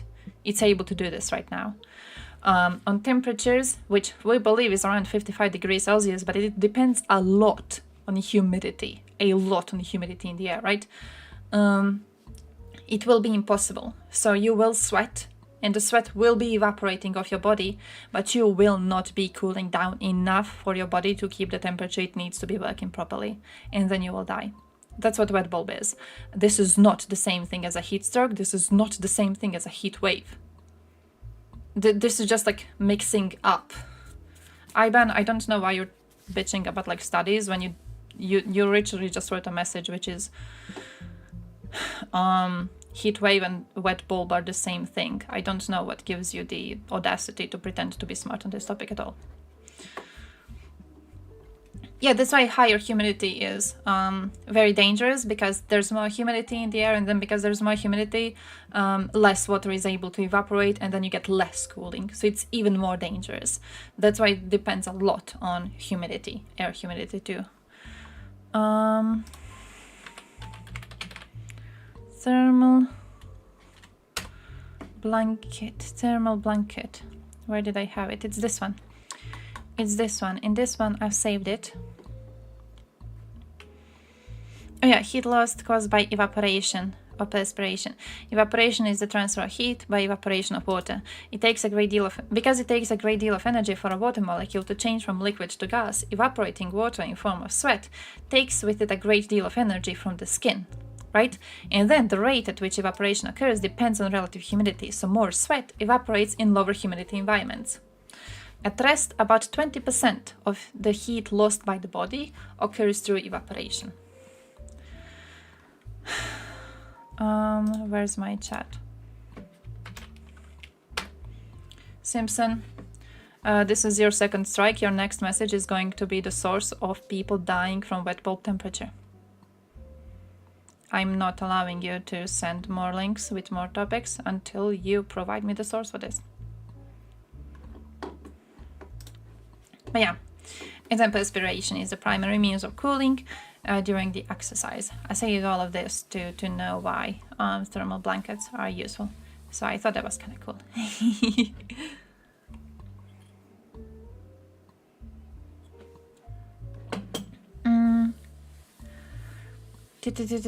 Wait, I wanted to show you a video on wet bulb. Because like, I know what it is, I think I explained it okay-ish, but it's still easier to find someone to do it, you know, more easily. Which one of these? How long are you? 127, 1043. No. Let's see 127. Let's see 127. Meteorologists talk about air temperature every day, and sometimes you've heard us mention the dew point. Sometimes. Have you ever heard of the wet bulb temperature? Let's define it and talk about how we use it. First off, the dry bulb temperature is just your normal air temperature. It just means the thermometer is dry. The wet bulb temperature is the temperature read by a thermometer covered in a water-soaked cloth over which air is passed. So why would we do that? Well, when the air is 100% saturated, meaning Long dark? No, actually no. humidity, the dry bulb or air temperature is equal to the wet bulb. But when the air is Hey, higher, temperature the wet mechanics. bulb temperature I'm interested is in that. lower than the air temperature. That's because when water evaporates, it cools the air around it. Think about how your swimsuit gets chilly after getting out of the pool. So the wet bulb is usually lower than the air temperature. We use the wet bulb temperature to find out if large hail or damaging winds could happen in thunderstorms. If the wet bulb temperature is at 0 degrees at a lower height, then large hail could easily form and also possibly cause wind damage.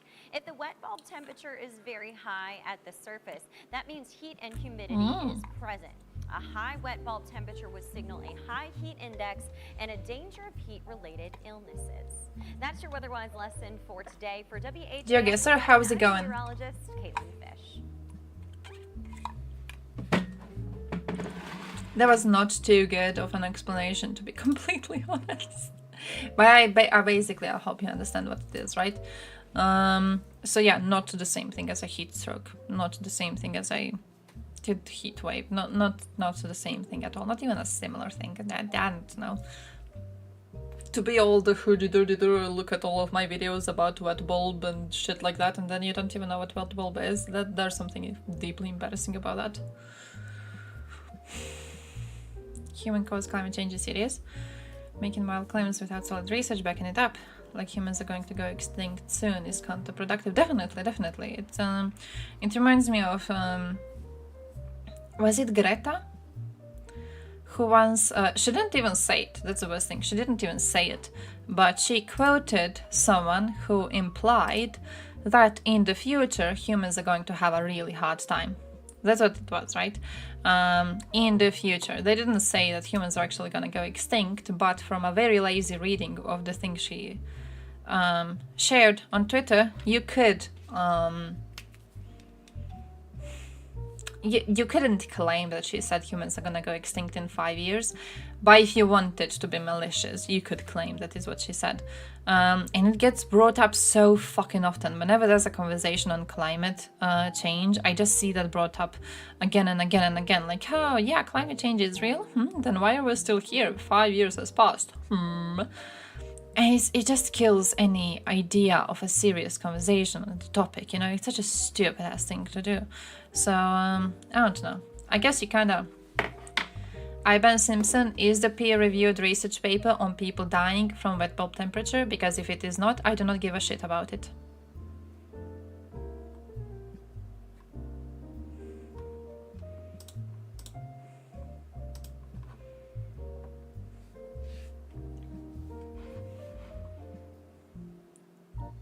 It is?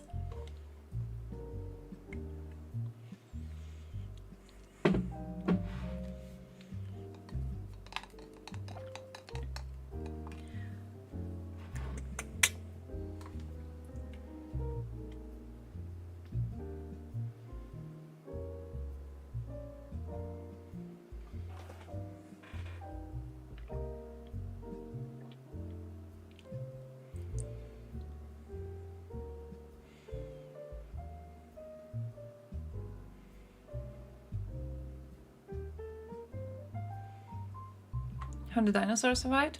I mean, they were evolved for it, right? It's kind of how we survived the Ice Age, but right now, if the Ice Age comes, we're gonna be fucked.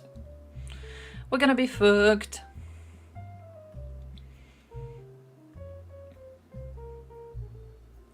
2 stations that have already reported multiple daily maximum values above 35.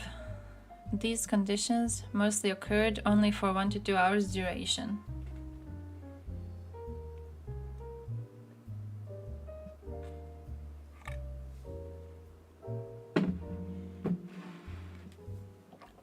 Do they tell us which stations? Do they tell us how many people died as a result of it?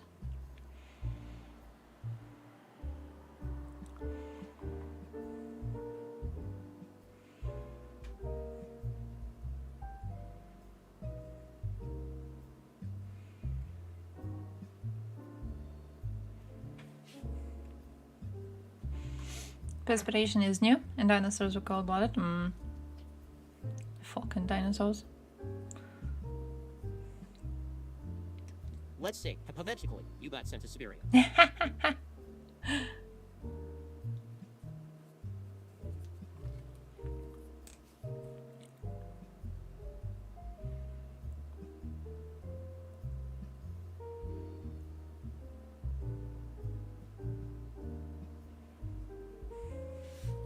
No, I'm seeing it passing, I'm not seeing people dying. I thought they would be like, oh yeah, that's happening in the area or something.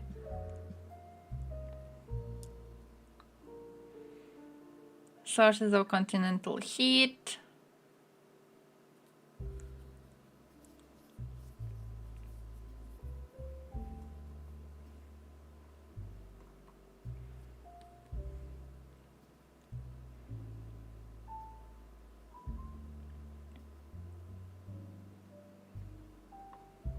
Yeah, I actually wonder now that you talk about lizards.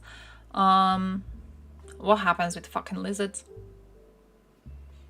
Like, if the temperatures keep on getting hotter and hotter and hotter, what happens with fucking lizards? Are lizards just gonna be like, yeah, okay.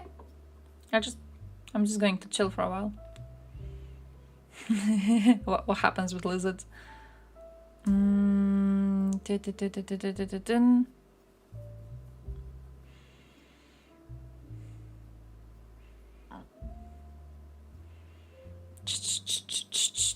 I'm seeing the extreme humidity, I'm seeing extreme heat.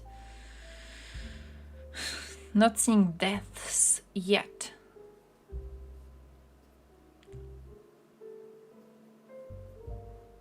Nope.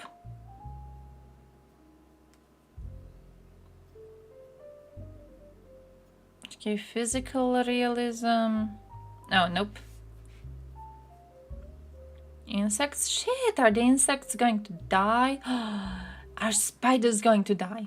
Because I have a few here that I would love to see kind of roast. Insects have survived hotter, that doesn't make me too happy. When I have the politician said, let's just block this. What's that meme with that dude shooting at the sun?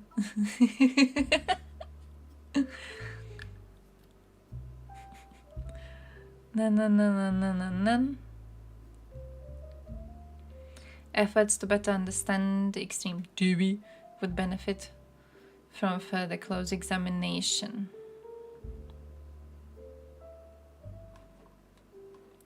What are they even using?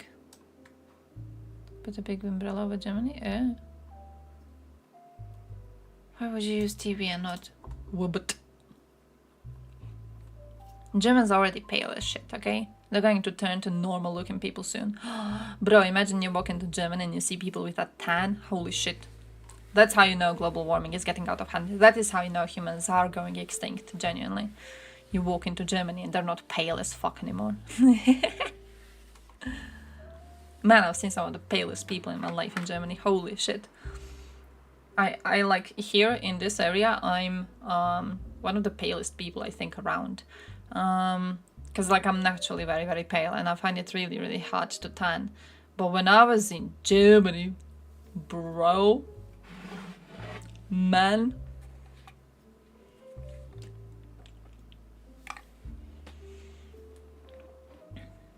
insects are a huge weak link in ecosystem. Ecosystem collapse. Insects have survived the Ice Age, but it doesn't mean the Ice Age wasn't apocalyptic. Ah, fair.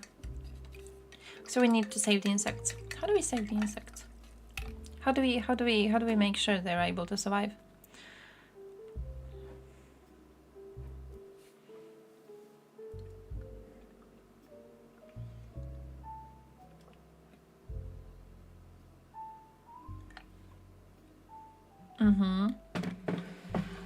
They are saying that vulnerable populations need to be aided, will need to be aided when the temperatures start reaching more extreme ones. But like, that's it.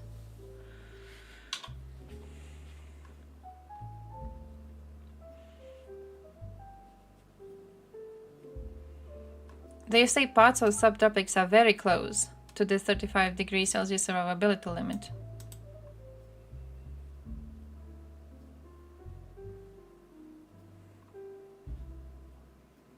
In parts over sea and land, they have been reached.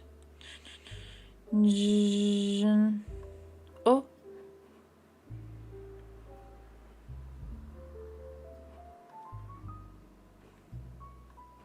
No, this is saying that the trend is going to continue, but that's it.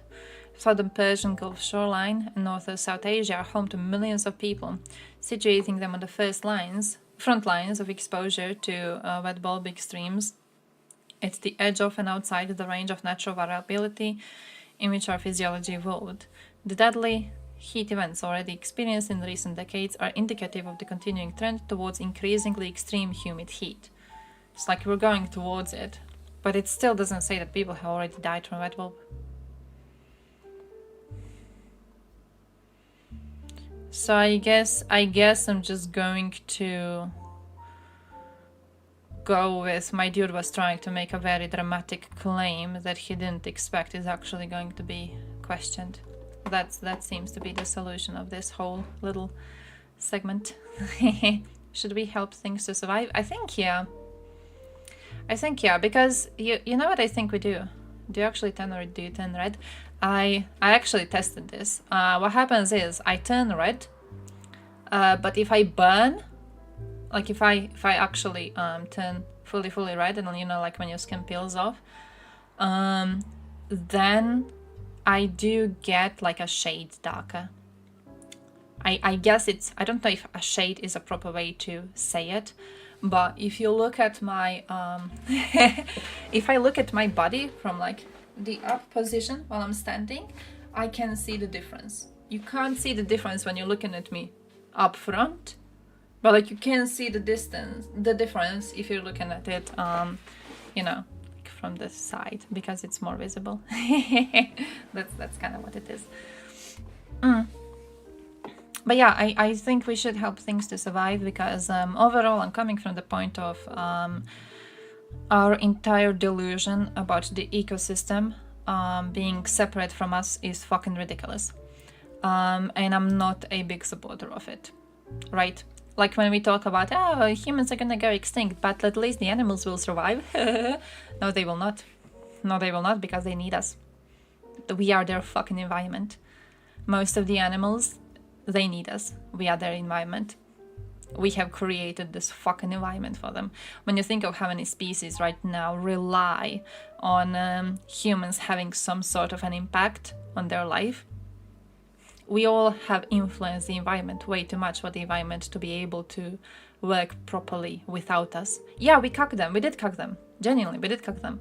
Like, for example, here in the vicinity, we have a group of hunters.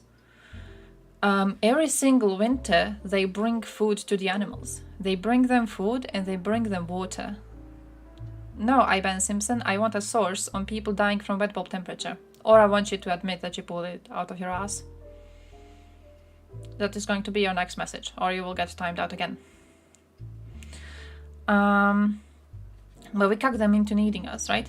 So I remember one winter, I think it was the COVID one, when they weren't so engaged in bringing food to these animals, because no one was going nowhere basically, and we did see the animal population drop severely. They were not able to survive. They don't know how to get enough food. There's a lot of them. They don't know how to survive. The only animals that benefited from this situation were foxes, because they were able to go and easily hunt a bunch of other weak animals.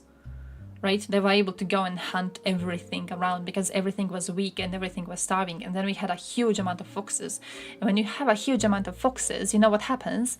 They form very strong packs. And they go and they kill whatever they want to kill. So that's what we had for a while. We had foxes like running in the village and going into people's backyards and like attacking their hens and whatever. They wouldn't dare to do this now, because now you have like 2 to 3 foxes sometimes running around together, but you don't have more. Then you had a whole fucking pack of foxes. There were a lot of foxes because they had a lot of food, because a lot of animals were starving. So that was kind of fucked. That was very, very fucked. Oh, they do engage with wild animals a lot, though. They do engage with wild animals a lot. There's a what's a word? Like, do you know how hunting communities, do you know how they operate? Because there's a limit to how many of a certain animal you are allowed to have in an environment. And there's a limit of how many of them you are recommended to have in a specific environment to keep the ecosystem going. So when they do the hunting of wild animals in the forest, like nearby, they have a allowance to shoot a specific number of them, and the number depends on how many of these animals are supposed to be in this ecosystem. We are having an influence. The idea that we are not having an influence on this ecosystem is a delusion. We are having an influence on the ecosystem. And the thing is, though, that like, do you know the situation that happened in where was it? I want to say Scotland. When they didn't care, when they didn't take proper care of the rabbit population. They had lots of rabbits, and they were allowed to go, hares technically. I think the English word is hare for like the wild rabbits, right? So they were going around and they were shooting them to keep the population regular. And then a new legislation was passed, and they were not allowed to go and shoot as many hares as possible, right? And you know what happened then? The numbers multiplied so much that they were digging around the forest so much they brought into question the stability of buildings around the forest, because they were digging the ground everywhere. They were destroying everything. And that's also what happens if you don't control for the number of foxes. That is what happens if you don't control for the number of boars. That is what happens when you don't control for the number of deer. If you don't control the number of wild animals in the habitat, they will have an effect on people living in this environment. The stability depends on keeping the numbers proper. No matter where you live, you do have hunting communities in your area. You may call them differently or whatever, I don't know how you do that, but we call them hunting communities, right? Whose job is to keep the population of animals under control. I know one guy who was seriously injured when the deer came through his windshield. Oh shit, that is horrible. That is horrible. My relatives had a situation where like a deer, he was running, and the thing is, like, they stopped the car because there were other deer passing, right? So they saw the deer passing and they stopped the car to let them go so they don't hit them. And one of the deer, like, strays a bit off the path, runs straight into the fucking car. Straight into it. That's it. They all survived, the drivers and the deer. The deer was good. Like, he was thrown off to the side because of the force of the impact. The car was completely destroyed. And now the drivers are in shock, right? The people, not both of them were not the drivers, holy shit. They are in shock. They call the police. They're like panicking. Like, this was a near-death fucking experience. Deers are huge. I don't know if you've ever seen a deer in real life. They're fucking huge. So they call the police. The police comes, and the policeman is writing a report. And he's like, okay, but like, where's the deer? And my relative goes, oh, he's right there. And he's not. Somewhere along the path. And it happened before the police even came, because the police has a camera in the car, and you can see that there's no animal on the side of the road. The deer ran. He didn't escape the situation, but my relatives were in shock so much they didn't see it run away. They didn't see it get up and run. Oh, it's a deer. It's a deer. We don't have moose around. It's a deer. But like we have deer, which are the huge ones, and then we have let me show you. This is Sandach, and it's a smaller version. This is a smaller version. This is a species on its own, and this is how the adults look, right? So you have these, and then you have the proper ones. You have these, right? It's a different species of an animal. So this is the one that hit them, not the other one. Wild animal stability should always self-regulate. The thing is that it self-regulates. How to say it? Shifty looking goat. Hey, I like your username. It self-regulates in how to say this? Over short periods of time, right, that we have seen these animals existing, even then I don't know if they self-regulated, right? Even then I'm not even sure if it worked. Because if you look at like the history of animals existing, right? If you look at how they lived and were around historically, a lot of them just fucking went extinct. There were plenty situations where you had a specific number of a specific species of animals getting just too numerous, destroying the environment, or you had another species of animals getting too numerous and then hunting everything in the environment, and then some of them had to evolve differently in order to be able to get enough food or to survive long enough, right? When it comes to like regulation, it's a lot more of a, do I want to say fluid term? Like, I don't think they ever regulated themselves in order to keep the environment as we know it. You know, it was just kind of them living with each other. And then if someone goes extinct, they go extinct. And if some other animal is introduced to the environment, they are introduced to the environment, right? But then the thing is that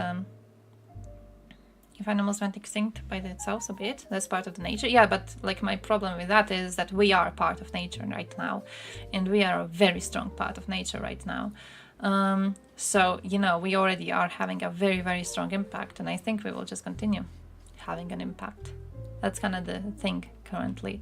I don't think we can remove ourselves from the environment, which is also why I do think that we do have the responsibility to save as many beings as we can right now, and to help as many beings as we can, because we are a strong part of the environment right now. And for the first time in history of this world as we know it, there is a species with a very strong influence of the environment that is actually conscious, and that is able to think about the consequences of their actions, and that is able to plan these actions in ways that bring about a certain outcome. This has never been a situation previously. We never had this previously in the history of the world. Now we do have it. So I do think that we, with the amount of responsibility we carry because of the situation, I do think that we carry a bit more of, you know, a responsibility to act overall, rather than, you know, any other keystone species that was around. I think we can save a lot of environments, basically, and I think it should be our responsibility to do so. Simpson, if you share any link in chat, apart from a link proving people have been dying of wet bulb temperature, you will get timed out. I don't give a shit about your researches that do not prove people have been dying of wet bulb temperature. I don't know what you don't understand in my words, right? I genuinely don't know what you don't understand. I don't know which words I'm using that are too long and too complex for you. I don't know what's the problem. I'm not even that good in English. You should not be this confused, my dude. You should not be this fucking confused. Average male moose is as big as the biggest brown bear that has ever existed. except they're on legs that are like wooden stilts. So if you hit them with a car, they are at windshield level and go straight through and kill you. So don't hit moose with your car. I mean, we fix that. we fix that.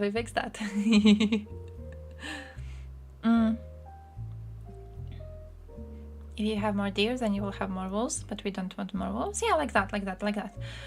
It's like with I've read this one research recently on like elephants in India and how important it is to keep the numbers under control. And the thing was that if the numbers are allowed to get too high, then what you have is population starts being targeted by elephants. People are targeted by elephants because elephants will go into their backyards and destroy everything, or they will like destroy houses, or they will walk around and be a danger to humans themselves, right?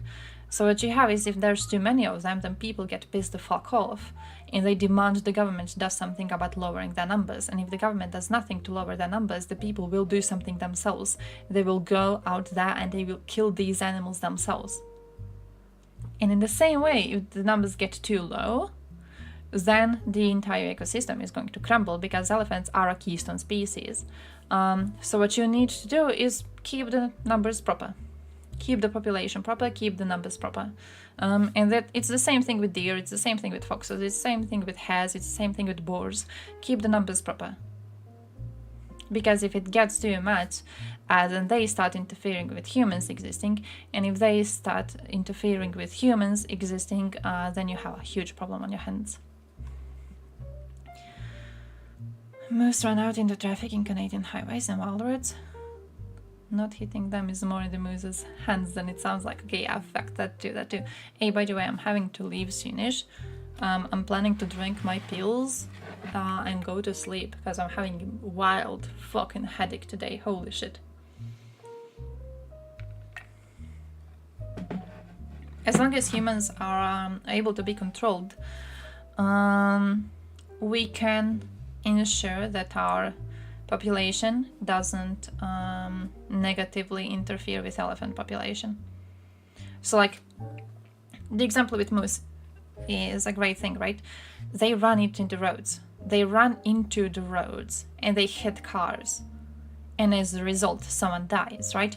You can't teach a moose to not run into the roads. They're stupid. They're stupid animals. You can't do bro. But what you can do is put some fences around so they wouldn't be able to cross the roads wherever they want to. That is what you, as a human, as a conscious species, a conscious keystone species, can do for the environment. You can put in fences so they can't cross everywhere. You can put in road warnings so when you drive, you would know how fast you are allowed to go in certain areas, right? Like here, in certain areas of the road, you are allowed to drive very, very slowly because there's a big danger of deer passing on the road. So you have to drive really slowly. If you do drive a bit faster and you kill an animal, you get none of the insurance money. So no one dares to drive faster. Everyone follows the speed limit, which is very rare in Croatia. Following the speed limit is like a unicorn in here. But when it comes to parts of the road where there are road signs about deer crossing, everyone follows the speed limit. So you know, that's a very, very good thing to do too. Usually you can figure out how to control the humans because humans actually have to follow the rules. Animals do not. Study documented 50,221 collision with deer, 7,062 with moose from 2003 to 2017. 26 moose collisions resulted in a human fatality, as did 10 deer collisions. Oh damn! Fences, more harm than the deaths on the road. Why do you think? Because of the because the animals are not allowed to cross to another feeding place? Because there was a problem here when fences were installed on borders.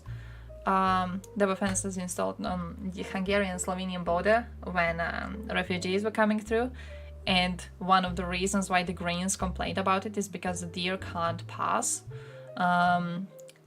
over these fences, and then they can't go through Like, why is my camera glitching? Is it because I opened Twitch? Okay, now it stopped. The deer couldn't pass over these fences and then they would die trying. So I see the problems of fences in that way. If you do allow them to have a passing also, I think it could be good. Like, what with those bridges? Didn't we have those bridges made? In some places where it's like a huge land bridge and then the animals can just go over that so they don't have to go over the road. I think stuff like that is rather cool. Hey, wildlife crossing, is that gonna be that? It's like the big bridge. The big bridge, look at this. Huge bridge, right? So the animals just pass through, so they can go to breeding grounds or whatever, and they don't get hit by a car.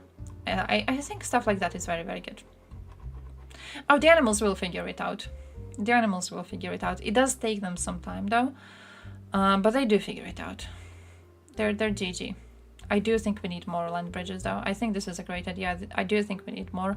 They're kind of hard to fund, I think, because you know how it is. I think lots of people are not too happy with their tax dollars going to something that is benefiting the animals only and not really benefiting humans that much. So you would need to have a good way to present this to the population. But overall, I think it's good, and I think we should have a bunch of these. Some predators gonna camp this place, yeah. Probably more useful in places like here, where you don't really have natural predators. Like there's nothing here really. Hey, Tina is streaming. We could go to Tina's. Let me see who we have. Map assistant. Shit, he's streaming. Hey, thank you, Kim. I just saw him down here. He was the last one. I was thinking about him 2 days ago. Was he not streaming for a while? He was not streaming for a while, right? I was thinking about him because I was looking into the European Union Parliament. By the way, I have lots of very good sources, but I will have to show you tomorrow when I'm on my pills, because I'm having really strong headache today. This was really interesting conversation though. Thank you for being on the stream. I fucking love you people. But I started an online course on digital politics, and I've saved a bunch of sources from it, a bunch of really good sources, and some of them are connected to the war in Ukraine too. Because very interestingly, the course was updated, and the course was updated to point to examples of how digital politics were really important right now during the Russian invasion on Ukraine. Really interesting. And also I've checked the first presenter on the course. She supports Ukraine, so that was one of the first things I did.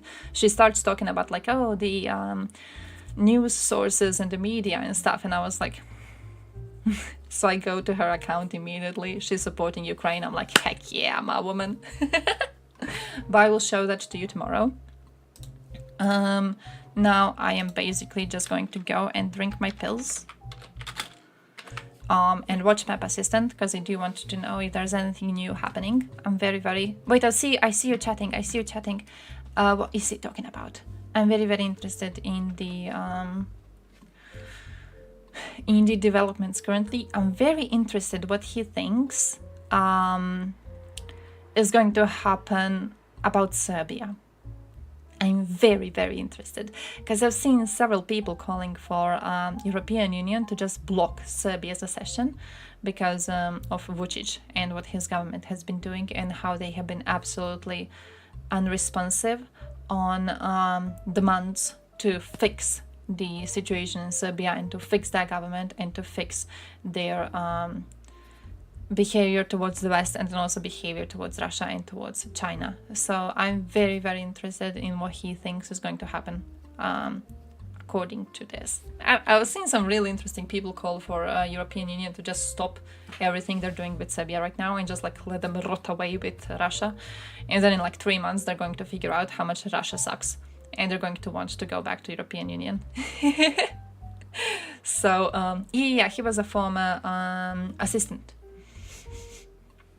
Have fun popping pillies. Thank you very much. I'm hoping to do the beer drinking stream tomorrow then, because I wanted to do a Heineken drinking beer stream, and I was unable to do that today because I'm having very strong headache. I don't even know why. I think it's because I slept enough. Who the fuck knows? By the way, Radiant 5 seconds. See you tomorrow. Stay strong, stay well, pray for me. Good luck.